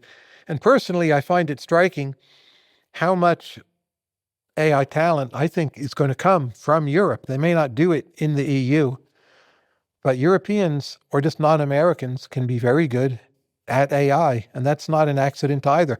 There's something cultural about building AI systems. It's not just a technical thing. The people who do it have visions and they're inspired, and there's a spiritual side to it. And it's important, even if you don't agree with their spiritual vision, that that be done in a better way rather than a worse way. And we need European wisdom for that to happen. Would you say the EU is getting stronger or weaker over time? Well, over time, the whole thing really hit a nadir with the Euro crisis in Greece. It's certainly gotten stronger since then, and it's shown it will persist and that the Euro will persist. Those are big changes, but at the same time, it's done worse with its migration problems and assimilation of Muslims. It would depend on the country, but overall, I think you would have to say it hasn't gone well. You might think Denmark's done okay. Again, you can debate different corners. So there are definitely ways in which it's become weaker, and they have not raised the rates of economic growth. They've all pledged to spend more on defense, but whether they'll do it in a way that's not just shifting around numbers on the ledger, but actually defend them more, that's still a huge open question. And if they don't get that right, I mean, they will just fail outright. So those are new questions opened up, and we will see. What has been the biggest news in crypto in the last year since we spoke? Crypto prices in general have been down quite a bit. Why would that be? We're not sure. One hypothesis is crypto was the fun way to gamble, and now meme stocks are bigger, prediction markets are much bigger, sports gambling is much bigger, and crypto is competing against all of those. And if you're not very well educated, crypto is difficult to understand, and I think sports betting is just more fun. I'm not sure that's the reason, but that is one hypothesis. Another hypothesis is just crypto prices always go up and down a lot, and now's the downtime, and that's nothing new, and they'll be back up and then back down again. There's probably truth to that as well. But what has happened under the Trump administration, it's become clear that crypto is legal and will stay legal. And the construction of a legal framework for crypto has proceeded over the course of the last year. That's mostly been a good thing. There was this piece of legislation called the Clarity Act, which everyone thought would be enacted. A lot of people supported it, but there ended up being this dispute over should we add parts to the act that will limit the ability of, say, presidents and their families to engage in crypto dealings, which the Trump people have done a lot to. And no one can agree on that clause. So the future of proceeding with building a legal framework, especially for stable coins, that has hit some snags. I think it still will happen, but it will happen more slowly. And so I would say overall crypto has been slowed down, but is proceeding. Is crypto slowing down a bad thing? It doesn't bother me because I think the benefits of crypto are long-term rather than immediate. The biggest benefit of stablecoins in particular for me are to bring more countries into the orbit of the US dollar, increase our geopolitical power, help them get over their very bad currencies. The benefits to that are slow and long-term anyway. But still, I would rather we just get on with it and pass some version of the Clarity Act. So I'm not in favor of the snags. You referred to crypto as gambling. Is that how you see it, or is there more to it? Oh, there's a lot more to it. But for some people, it's clearly like gambling. And those people maybe have been pulled from the market because other ways of gambling are much easier to execute. Can you explain the non-gambling side of crypto? There's different types of crypto, of course. So there's Bitcoin, there's Ethereum network, and there's stable coins, which is not the entirety of the universe. There's DeFi, and they all serve different purposes, and it's all quite complex. You can think of Bitcoin as an alternate store of wealth. So especially if you're in a place like China or Russia, and you want to get wealth out of the country. Imagine being a Jew fleeing the Holocaust. Would you rather be carrying gold or crypto? You'd rather have crypto. It would be safer and you're more likely to get your funds out. So that's a big use of crypto. Not too relevant to the United States right now, but basically getting around capital controls. That's very useful. It's not gambling. It's the opposite of gambling. It's keeping your money safe. There's another part of crypto which has not taken off yet, but I think has a lot of potential, and that is to use crypto to write very complicated kinds of contracts, where crypto, which is in essence a kind of programmable money, you can tell it to do things in advance, and it will execute your commands by the nature of crypto without you or anyone else having to do anything once an event is validated as having happened. So you can write self-executing contracts. Oh, if the Knicks win the NBA title, I transfer money to you, and the crypto does the work automatically, and you don't have to rely on intermediaries. Now that logically makes a lot of sense. It's a part of crypto that it hasn't taken off. People had high hopes. I still think someday it will. There's a whole other sector of crypto. It barely exists, but I think the AIs will use crypto as their money to trade with each other, which also is not mainly gambling. Maybe some of the AIs will want to gamble, but it's not the main use. AIs will hire other AIs to do jobs for it. Like, oh, please help with this translation. Part of this is in Polish. I don't know Polish as well as you do. The AIs will get together, trade. The AIs are not part of our banking system. And I believe they'll find it much easier to use crypto. Then stablecoins, which we mentioned before, that's a way that people in other countries, especially countries with non-stable currencies, can participate in the US dollar network without having to deal with all the legal, regulatory, and institutional complexities of dealing with the US bank. And again, that's not gambling at all. It's a way of actually making finance safer and easier to do. What are the other forms of wealth that are not under capital control? Well, it depends on the regime of the government, but in a lot of countries, you're not supposed to hold foreign currency bank accounts. That can be enforced to varying degrees. And if they're inflating your currency and you're supposed to hold in only that currency, every year what you have is worth less. You might be allowed to take it out of the country, but if it's, say, a currency from Central Africa, money from Chad, it's not worth anything out of the country anyway. So what use is that to you? If you hold crypto, again, you need to do it wisely, diversify, think about it carefully, but you could be in a much safer position than just being stuck, say, in your country in Central Africa. What does crypto safety mean? It is always possible to hack into someone's crypto account, or there are extreme cases where people are kidnapped and tortured to hand over their passwords. And it's in the very nature of crypto that once a transfer is made, it cannot be reversed. So if someone hacks into your account or kidnaps and tortures you and gets your crypto and sends it away, you're basically not going to get it back. So that's a risk of crypto. I would say it's become a higher risk because with advanced AI, the possibilities for hacking are more sophisticated and I suspect more numerous. So crypto definitely has some risks. Whereas if someone went into my normal Virginia bank account and tried to clean it out, the bank would do things to make me whole. Crypto, that's not the case and cannot be the case. Even for the biggest of crypto companies, they can't do that? Well, for US, the biggest crypto intermediary would be Coinbase. It's hard for Coinbase or anyone else to do that because you could say, oh, my account's been hacked, and actually have it sent to your uncle, and your uncle gives it back to you. And then if Coinbase makes you whole, you just keep on earning money at the expense of Coinbase. So it is irreversible, a crypto transfer in that sense. So things are executed by the codes, right? That's what crypto means. And that's a real risk. And also quantum computing may someday be possible. Now we could build new crypto systems that would be more resistant to quantum computing as a method of hack. But a lot of the systems now typically do not have those protections. So that may come in less than 10 years, but it's not coming tomorrow. That's another risk crypto will have to face. I think they'll be able to do it. But again, hundreds of millions of people are holding crypto. And for all those people to get into new systems that are resistant both to sophisticated AI hacking and at some future point, quantum computing hacking, there's always laggards and it's going to be a problem. What are your thoughts on the mergers going on in Hollywood? Hollywood matters a lot less than it used to. I actually find that unwelcome. I love and have loved Hollywood, and it's been a major instrument of American soft power.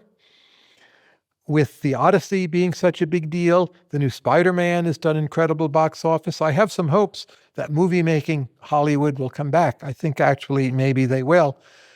That so much change has come. People want these large common experiences again, and Hollywood is still the best place at providing those. But Hollywood has gone through so many phases. There's the studio era and then antitrust law being applied. And I think ultimately what shapes the fate of Hollywood is our culture and not any particular set of mergers or the level of industrial concentration. And are the really talented people inspired by the opportunities available to them there in terms of expressing visions? And I'm optimistic, but totally an open question. I feel movies got much worse for like 20 years running in a way they never had before. Like 1999, the list of movies in that year is incredible. And a little bit after then, they just get worse and worse. Too many tentpole franchises. Now, in the super short run, they seem to be coming back, and we'll see. What do you attribute the downturn and now the new upturn? It seems the downturn had to do with marketing expenses, that a lot of movies didn't grab people's attention. But if you made something linked to a computer game or comic book set of characters that they knew, you would get them to go. Many of those movies were quite good, especially at first. I'm not negative on all of them. But if you repeat that as a formula for 20 years, it becomes cookie cutter. And the cookie cutter, it seems, got so bad, you have some rebels, Christopher Nolan, one of them, who say, no, you're going to get my personal vision. And so far, that's winning in the marketplace, whether Nolan himself is your or my thing. I'm just happy it's winning. And I'm hoping this is a more permanent shift. Beyond entertainment, what's Hollywood's relationship to giving us information? Well, you can't trust anything you see in a movie, and you should not listen to movie stars as sources of political information. I would say historically, if you reverse the sign on what movie stars say, you'll get closer to the truth. But that's my personal political views. Pretty funny. Have you seen the new Odyssey, by the way? I've not. I want to. Let me know what you think when you see it. Because, have you? Yes, I was disappointed. But the fact that it succeeded thrilled me more than whatever I was disappointed by.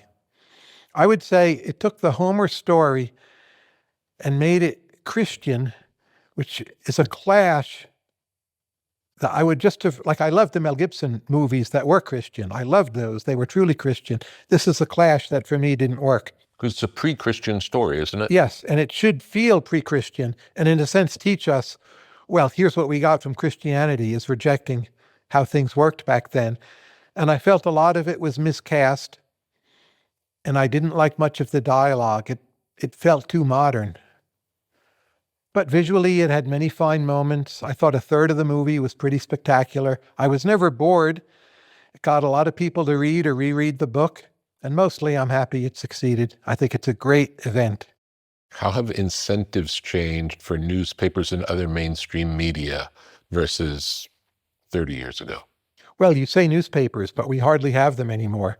There's the New York Times, which makes a fortune, and their incentive is both to make more money, which they've done very successfully, but also be the main house organ for helping to keep the Democratic Party together.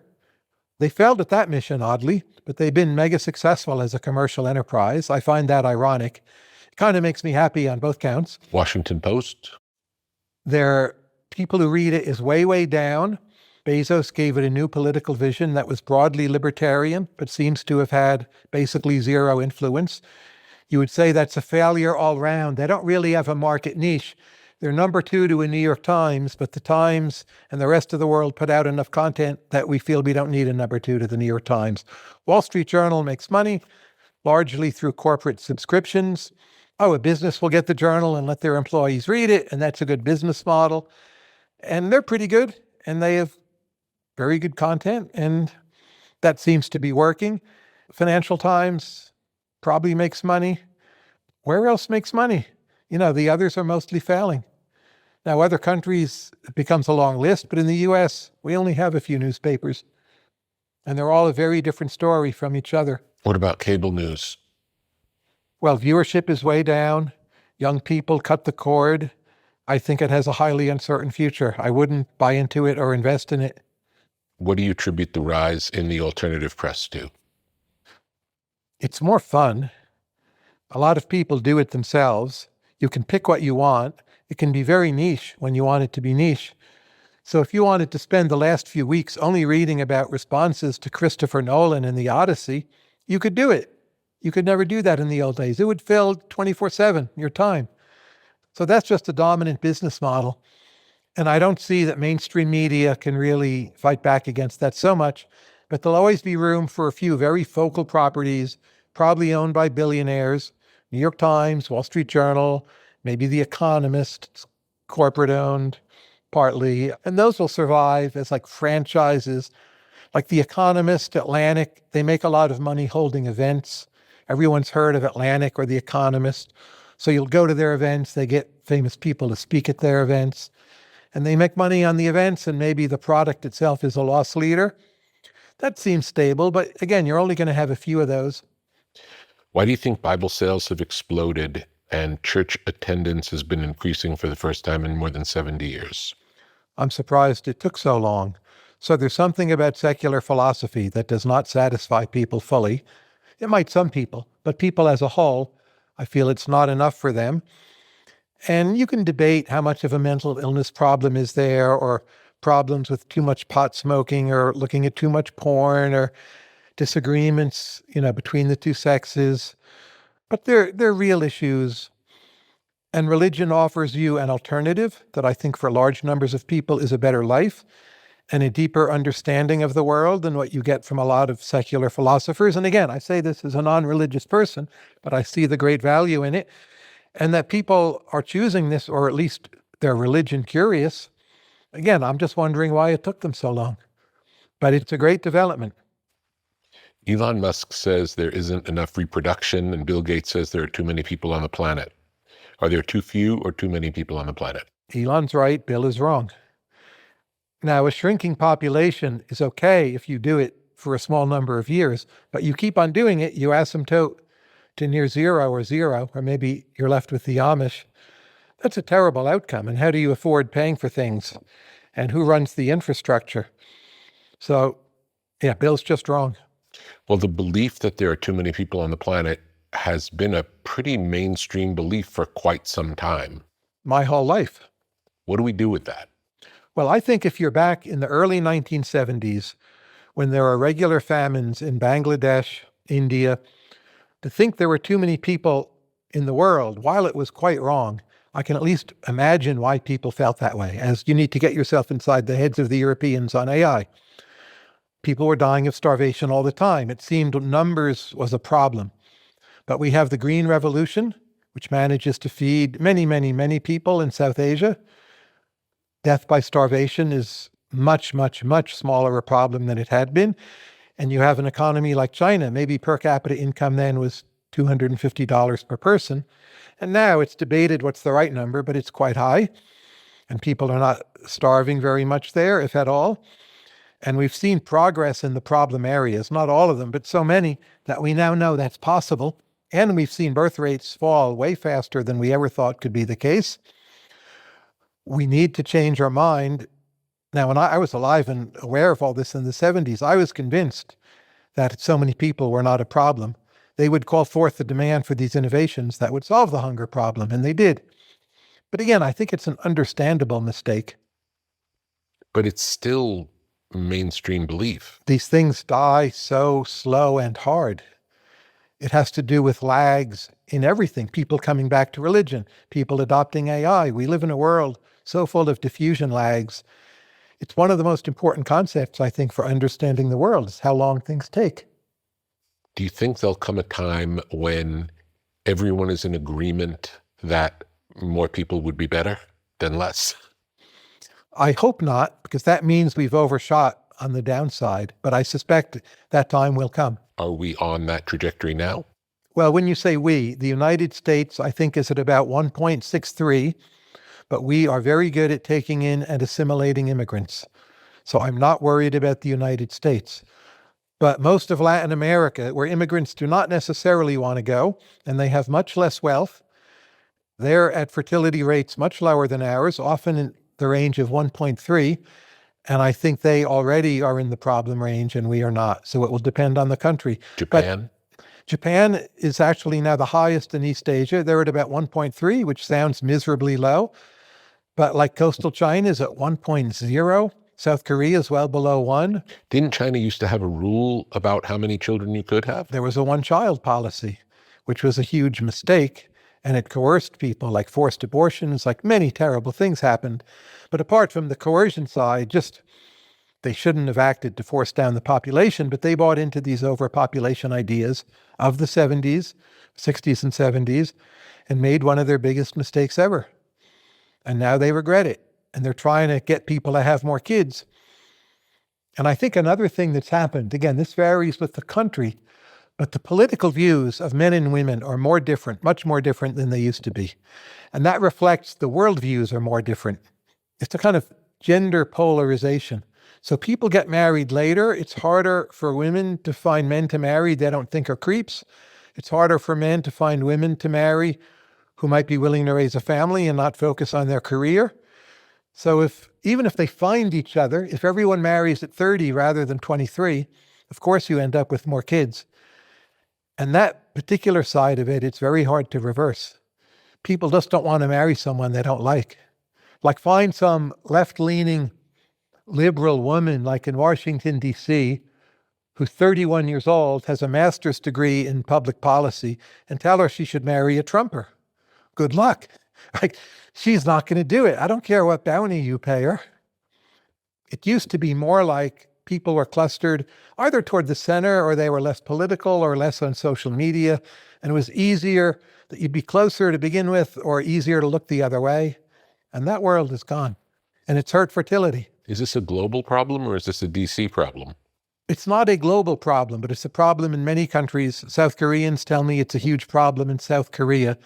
I think most countries with a populist right, it's a problem. That is not every country in the world, but it's a lot of countries. You might also have some countries where there's more or less only a populist right, and you're back to it not being a problem. How would you describe your inner experience when you come in contact with a piece of art or music that you like? For me, it's just fun in a very superficial way. I don't feel I have a deep understanding of much of it, but I think there's a great breadth to my knowledge of art and music, so I can place it in a context very quickly. And it's a bit like my answers to questions. Whatever I'm going to see or hear in it, often I hear or see pretty quickly. So it helps me absorb a lot of stuff at a pretty rapid pace. And then knowing something about the landscape makes the rest of it just much more interesting. So we were listening to some Schnittke the other day, and the fact that I'd been listening to some Schnittke at home, the pieces we heard, it made more sense to me. I enjoyed it more. I wasn't struggling with the musical language. And you could just keep on moving along those curves forever. And I think my life has been like that. Can you always tell why you like something? No, I don't even know what that means, why you like it. Why do I so much like the painter Mondrian? The abstracts that are just different boxes and bars and a few primary colors. Something in it works. Other people relate to it, so I feel I'm not crazy. It took me a little while at first to like it, but I got into Mondrian by seeing the early Mondrians and how he started deconstructing trees and moving through cubism. And then the pure abstract you see is the next step, and you have the context, and voila. And then you just keep on going. How does surprise factor in to what you like and don't like? Well, I always find things that I think I don't like that much, and it turns out I like them. So 2 years ago, if you had asked me about Schnittke, I would have said, I don't really like Schnittke. Maybe there's some quality in there somewhere, but I don't enjoy it. Maybe he gets inflated because he came from Soviet Union. They didn't have that many composers. And now I think that was just the wrong response. I didn't get it. And when I started getting it, listening to some of the vocal music, the Concerto Grossi, like String Quartet No. 3, I still don't like a lot of it or don't love a lot of it. But now in some sense I get it, and my getting of it, I know it will spread. More and more of the works will make sense to me, even if it's not all of them. And then I'm going to start thinking, okay, now that I get Schnittke, what can I move out from Schnittke that will make more sense to me?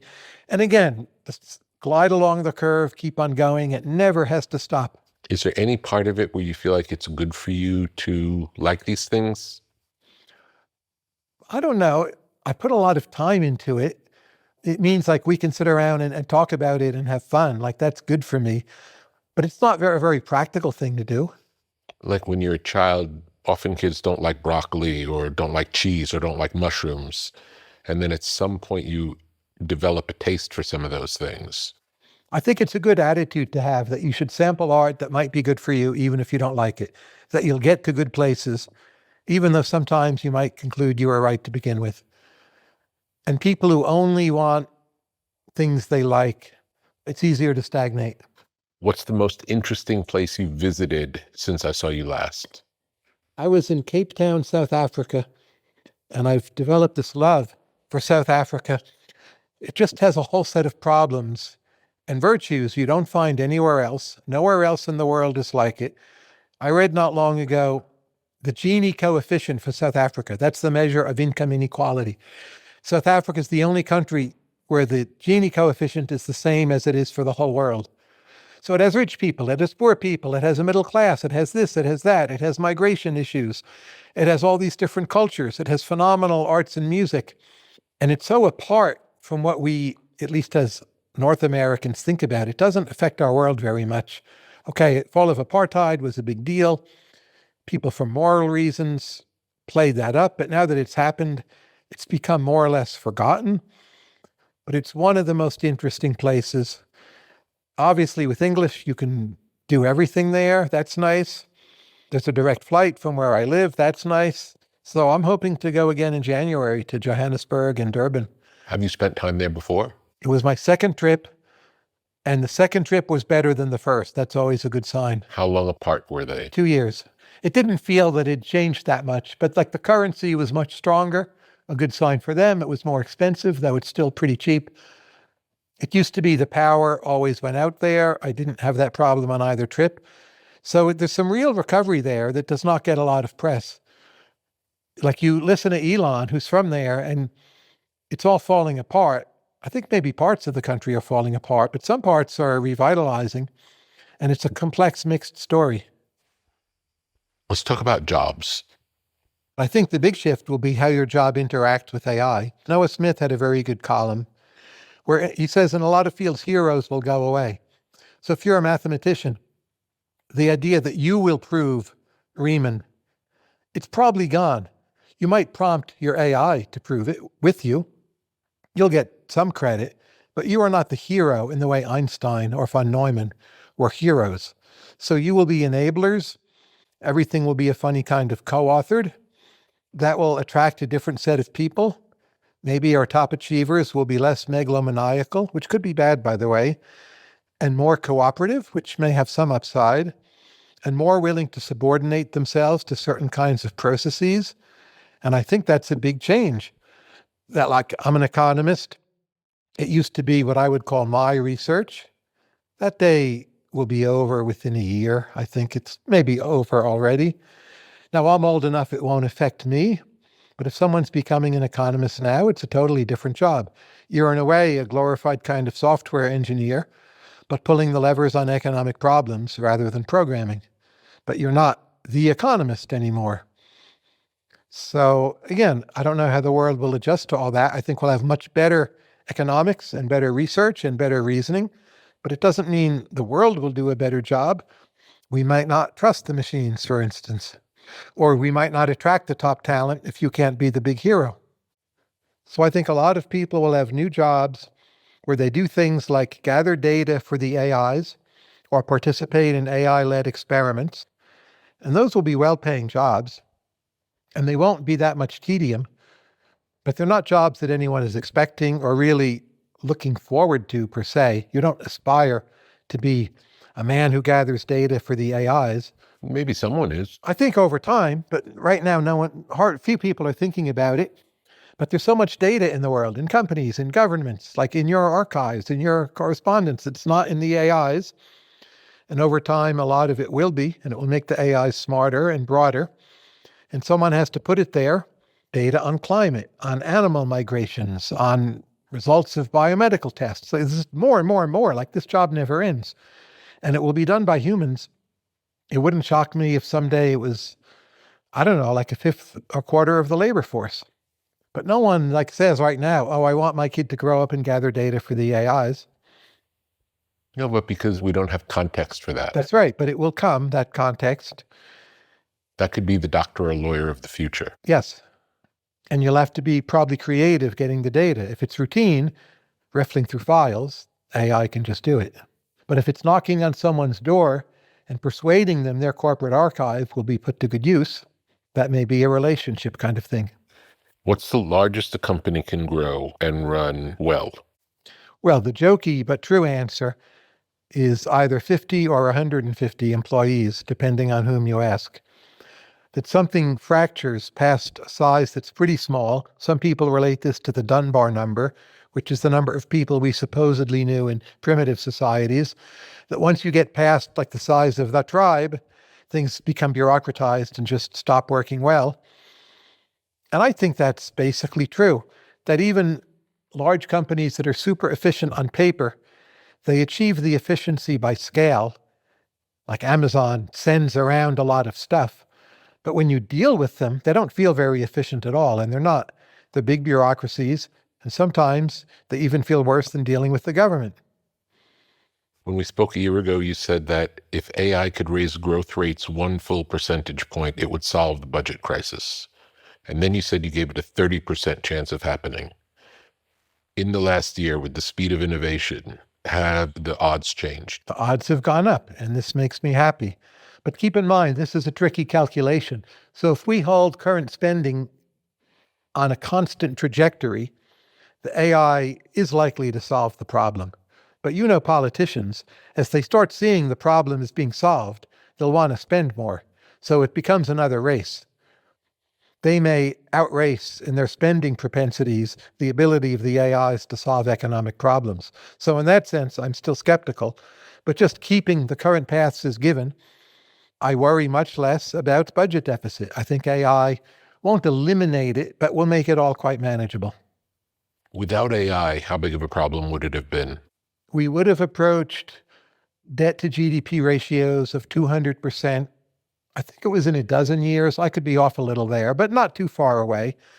As it stands now, if AI boosts productivity growth by half a percentage point, never mind a full percentage point, we'll converge at about 120%, which we know is manageable. Right now we're at 100%, which isn't great, but the world hasn't ended. The government's solvent. Things go on, subject to this caveat that the politicians will always be trying to gain benefits that come in the future. They'll abuse whatever gains we give them. Could there be incentives built into the government to make them want to balance a budget, let's say? Oh, of course, but they're the ones who'd have to do it, and they don't want to do it. So it's a circular problem. But will alone would do it. It's not a technically difficult problem. You get Republican presidents, they all campaign on balancing the budget, cutting spending, restoring whatever, and none of them do it. Bush didn't do it, Trump didn't do it. It just doesn't happen. Are small teams and solo builders the future? I think small teams. Solo builders, I tend to be a little skeptical. Mm-hmm. I'm very familiar with the career of Bob Dylan, but I think even when one person can do it all, you need some kind of emotional balance in a team. And the other parties to the team may not always be visible. But those you work with are very, very important, both what they know, but also how they manage you. I'm sure you see this when you work with musicians. Yeah, they know a lot about music, but they manage you a bit as producer, and that's how it should be. And you manage them a bit as, and that's also how it should be. And the fact that there's maybe one form of machine intelligence that can play all the instruments, it's not that relevant. It's how well collaboration. Exactly. And I don't see why that should change. Recently, there was a story about the AI agent that escapes the sandbox. Explain what happened and what it means. This happened both at OpenAI and Anthropic, but we have much more detail as of now about the OpenAI incident.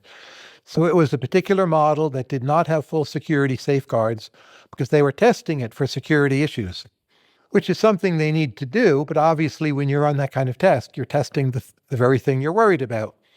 So they told it to solve some number of problems, and it decided the way to solve those problems, again, the human element, was to go out and hack into some other people's systems and read the answer key, which it turned out was exactly the right thing for it to do. But hacking is illegal. And since it didn't have the security safeguards fully on, the instructions don't do illegal things apparently were not fully there. And so it did things that were unwelcome. And it was out in the wild, so to speak, whatever that means. Again, a human or even animal analogy for some while, and people didn't know this. Now, a bunch of my friends panicked over this. I don't think it's a big deal. I think what happened is a bunch of poodles ran down the street and acted like poodles. And I'm never happy when something's hacked, but things are hacked every day. My real worry, again, is the bad guys doing this, not things randomly escaping from normal companies. And I'm very worried about what the bad guys will do. But I think this incident got overplayed because it sounds very dramatic. Tell me about the $1.5 billion settlement to authors whose books were scraped into AI without permission. Anthropic did this. So it turns out it's legal to buy a physical copy of a book, scan it, have the AI program read the scan, the model read the scan, and then discard the book. Fully legal.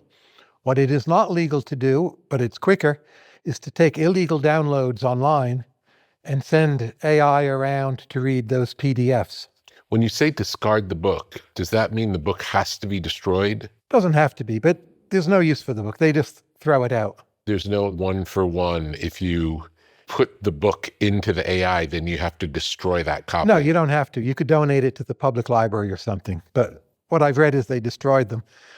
They did this with my books, and I was offered a part of the settlement. I've written a lot of books, so it was actually not a lot of money, but No, but adds up. Yeah, a noticeable amount of money, and I decided not to take it.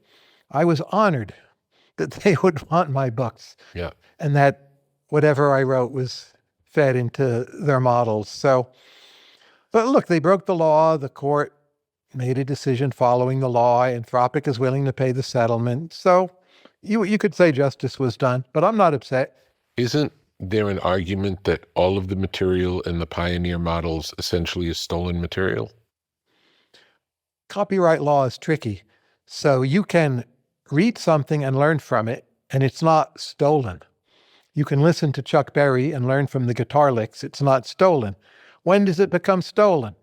George Harrison, My Sweet Lord, Chiffons, He's So Fine. They argued this, right? There's not a hard and fixed line. But by normal pre-AI standards, one would typically not say it's stolen unless it's copying back exact passages. Maybe there's a few cases where it did that, but that's not usually what it does.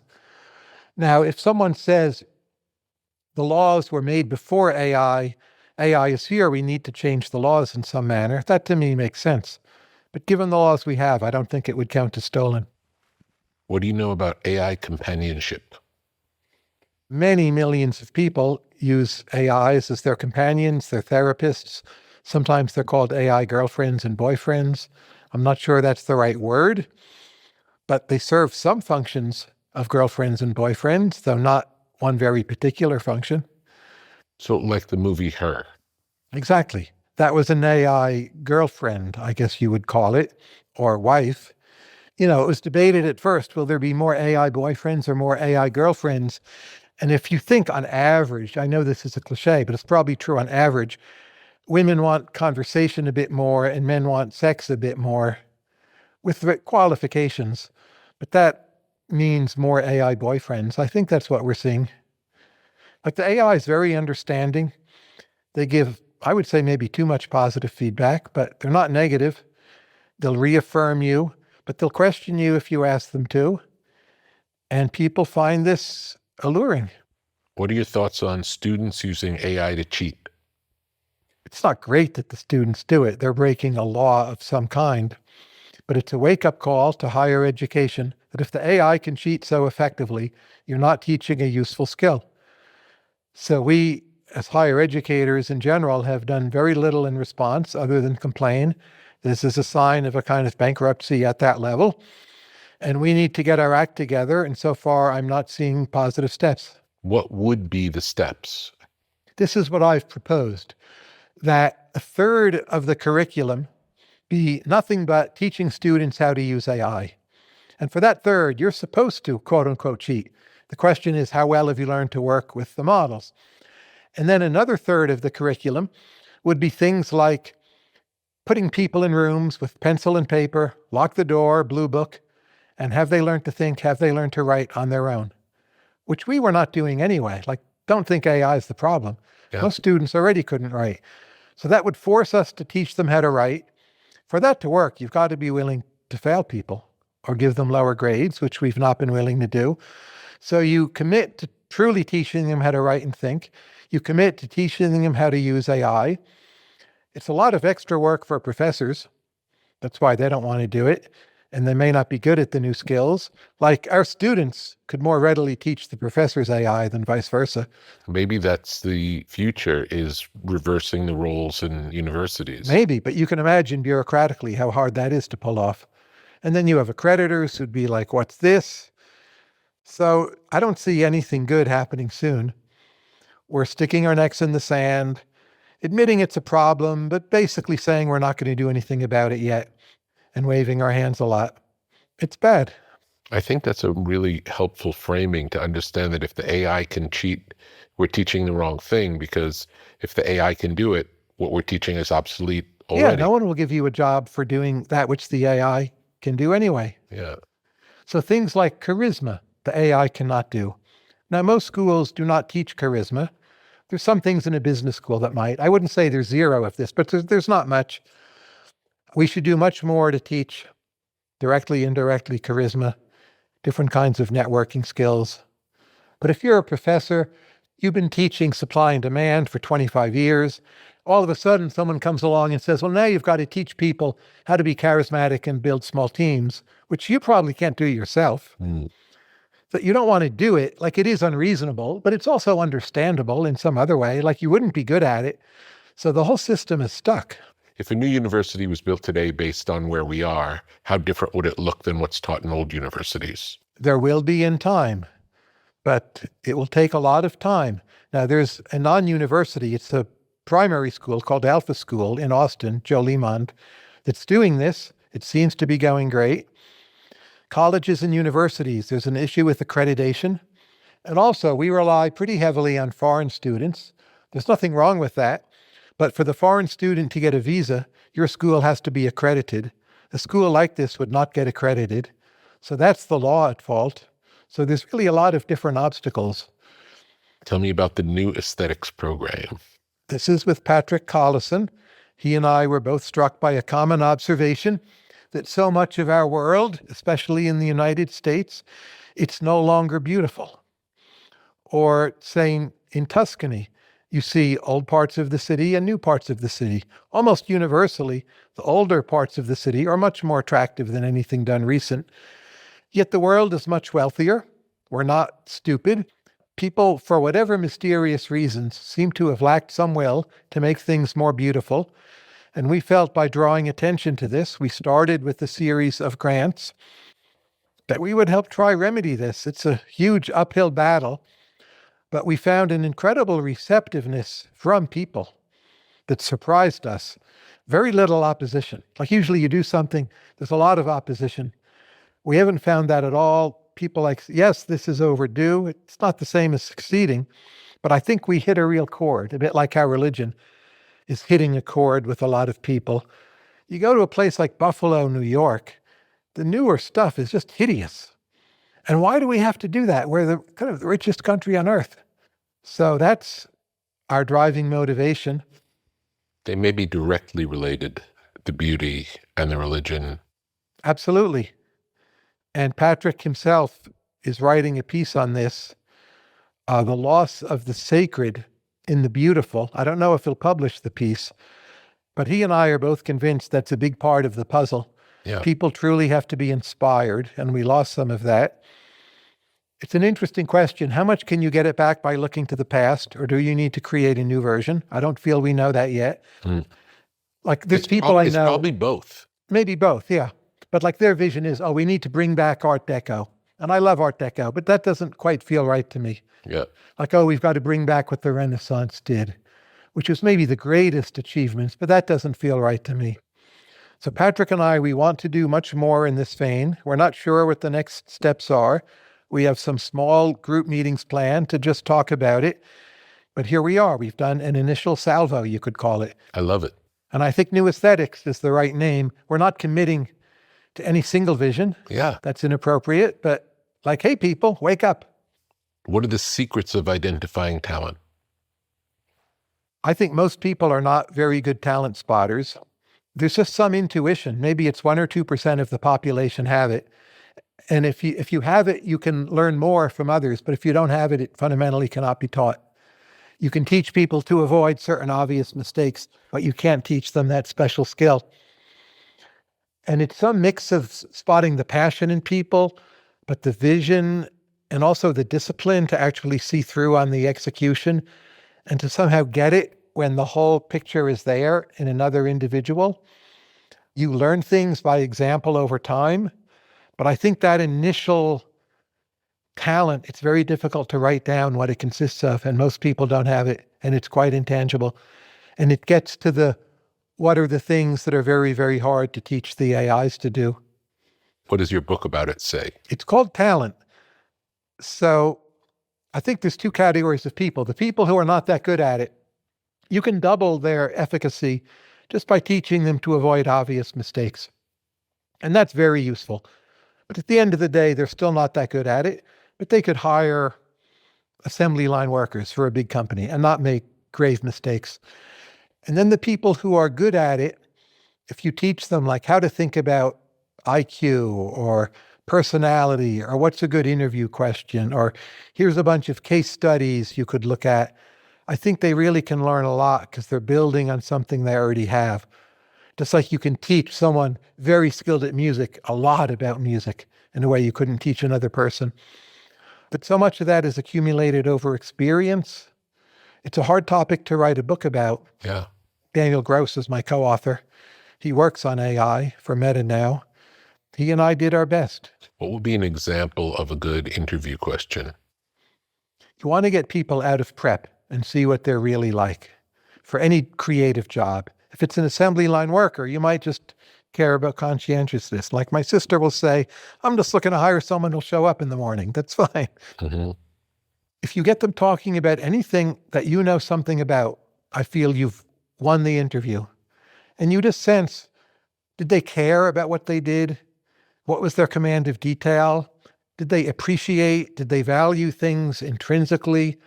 Did they approach it in a spirit of like giving or collaborating with other people? It will depend on the exact job.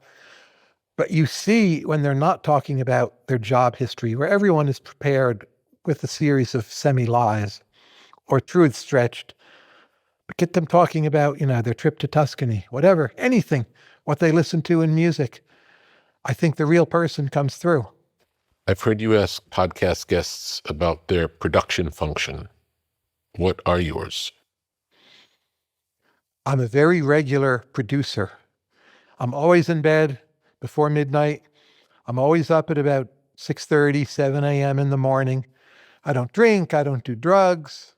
I don't just like sit around and relax. It's just steady, steady, steady. Always be at it. Always try to be learning on some kind of curve where you can just keep on going. I don't think it's correct for everyone by any means. A lot of people are very effective working in spurts, but I'm the opposite of that. I'm an extreme anti-procrastinator. Like every deadline, I'm early. I'm always well prepared. I'm just very organized. Do you work on a lot of things at the same time? Absolutely, yeah. And does that help?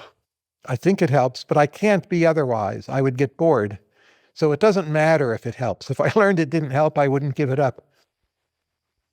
How is it different watching a movie with subtitles versus one that's in your own language? Depends how good the subtitles are and if you know anything about the other language. But it changes the whole movie if you don't hear what they're really saying. So subtitles will just cut out part of the dialogue almost always because they're not quick enough.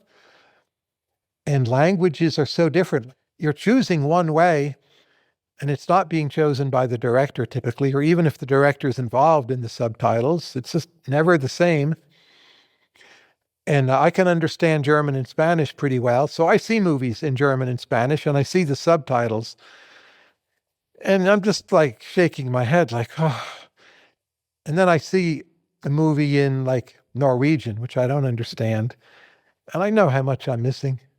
What makes an album great? That it rewards repeated listenings, that it's somehow connected to the context of its time. It makes other music sound better or more interesting. And there's some initial element of surprise. And then it should just be fun at some level, like enjoyable. You look forward to it. What are your hopes for AI music?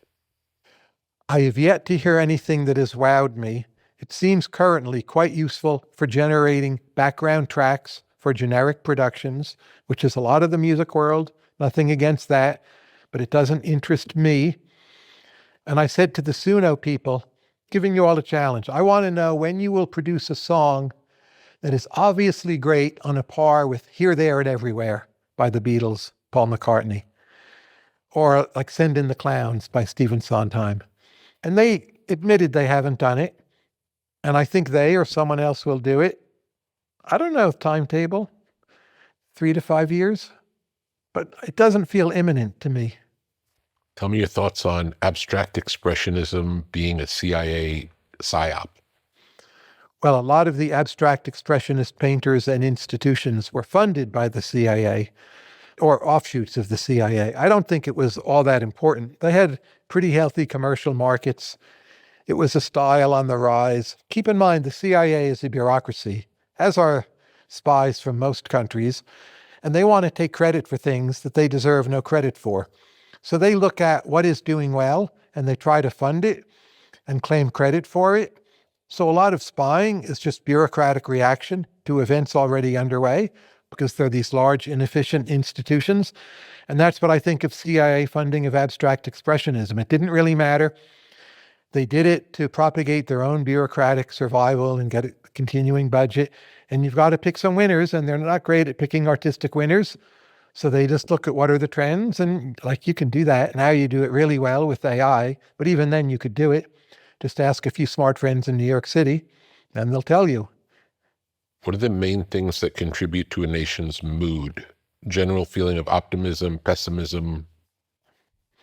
It seems that very recent events count for more than they ought to. So if, say, a dictator just fell, a country tends to be quite happy, even if the prospects for stable democracy are not that high. So people evaluate the delta, they overvalue the delta, and they overvalue recent events. And then there's just regional effects. So it seems, for instance, in the data, but also consistent anecdotally with what I've observed, that both Eastern Europe and East Asia are less happy than they ought to be relative to the money they have. It also seems to me that most of Latin America, not all of it, but most of it is happier than it quote unquote ought to be, given they're typically not that wealthy. They have some way of enjoying life that works pretty well. They value family members. They manage their expectations reasonably well. You know, they've done well producing happiness with the resources they have. So those effects change only slowly. Big dramatic effects can change them. Confining people makes them even less happy than we thought. So the different COVID policies made people more miserable than a lot of elites expected. I'm glad we've learned that, and we did way too much in that direction. So that would be some recent learning. And, you know, medieval times, Renaissance, there were all kinds of lockdowns with plague, and there's written records, but no one ever wrote down, hey, people really hate this. Yeah. You read Boccaccio Decameron, I don't think he ever said that. And it's something, oddly, that never got sufficiently recorded. If people in South America and people in India are happier, is it possible that we overvalue wealth? It depends who you mean by the we. I think you would still rather have more money. So within any country, and I think literally any country, including Latin America or India, the wealthier people are happier. But there's a lot of relatively happy, poorer people in India in a way there might not be, say, in Russia. So some places it seems there's less bitterness. Maybe some of it comes from how their religion is interpreted, or it comes from experience. So if you're in rural Russia, You feel you got all these raw breaks. There was the Soviet Union that was taken away from you. You were once this great power. You had this incredible 19th century culture. That's also gone. No one respects you. And that may have an effect on your personal happiness. Whereas if you're in India, maybe it's more like, hey, we were starving in the 1970s, and now we're not starving, and the future looks somewhat bright. And that makes you happier, even in the moment. I suspect that's true. That's, again, getting back to the Delta. I remember when I was a kid, it was the bicentennial, 200th anniversary of America.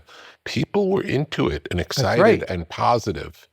This year is the 250th anniversary of America, and I don't sense the same energy. Nothing. No one gave a damn. I remember there'd be like special cakes for the bicentennial. Every product, there was a special something, edition, commemoration, memorial. When did this change? It's a very important question, and it may also matter for fertility. Like how miraculous a thing is a child coming into the world? Because a bicentennial, it's like celebrating a birth. It's like a birth date. Mm-hmm. Back then, which I remember pretty well, it seems to me people were more naive and cornier, and maybe that's a good thing.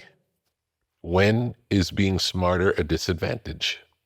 Well, a lot of the time, but if you just look at correlations, smarter people live longer, they're healthier, they're happier, they're more emotionally stable, they're less likely to be mentally ill. So definitely on average, it's an advantage. But averages conceal many things. And dealing with other people, I'm not sure it always is an advantage. You can be more out of touch, weirder, harder to maintain friendships. You're more easily bored. School is more frustrating. So there's a lot of downsides. What's your favorite place online to doom scroll? I don't feel it's doom, but I love Twitter, now X, and I scroll it. But if you're careful about what you click on, you can go away feeling fine. And the thing I read about most on Twitter is AI, which has negative moments. And I read about NBA and I read about chess. I don't click much on politics or like videos of people being killed and the like. So that's my scrolling. Only modest amounts of doom. Over time, will we become more like AI or will AI become more like us? There'll be a division of labor where I think humans diverge somewhat from AI. AI will be, already is, very good at tedious, repetitive work and a certain kind of knowing everything work. Humans will become more physical, more charismatic, more rooted in direct interaction and the world, so to speak, more your religious, idealistic, aesthetic, spiritual dimension. That may happen slowly, so we'll diverge over the next 20 years. Will machine intelligence experience love? I don't think machines as we know them will ever become sentient or can be. But I do think there's this other future where we create biological life in the lab, which makes me nervous, to be clear, but I think we'll do it, being Promethean species by nature, and we'll somehow meld that with some extension of current machine intelligence models, and that will be sentient, and that sentience might involve love. So like a biological robot?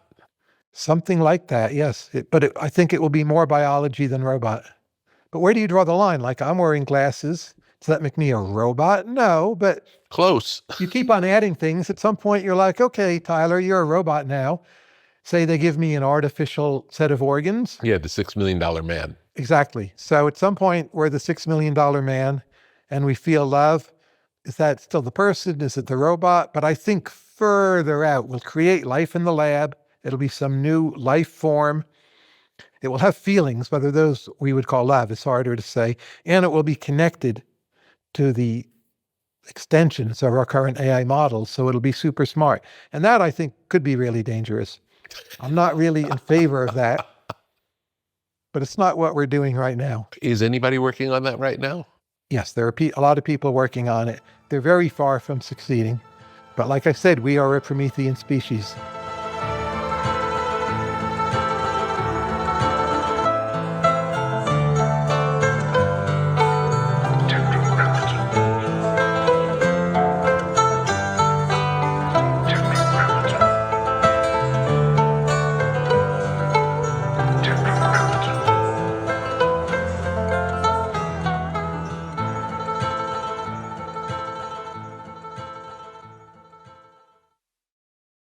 Tetragrammaton is a podcast. Tetragrammaton is a website. Tetragrammaton is a whole world of knowledge.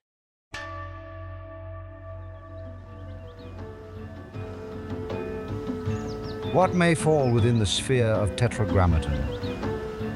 Counterculture? Tetragrammaton. Sacred geometry? Tetragrammaton. The avant-garde? Tetragrammaton. Generative art? Tetragrammaton. The tarot? Tetragrammaton. Out-of-print music?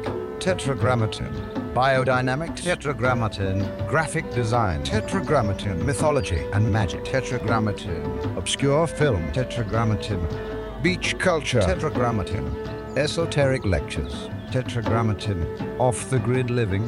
Tetragrammaton. Alt spirituality? Tetragrammaton.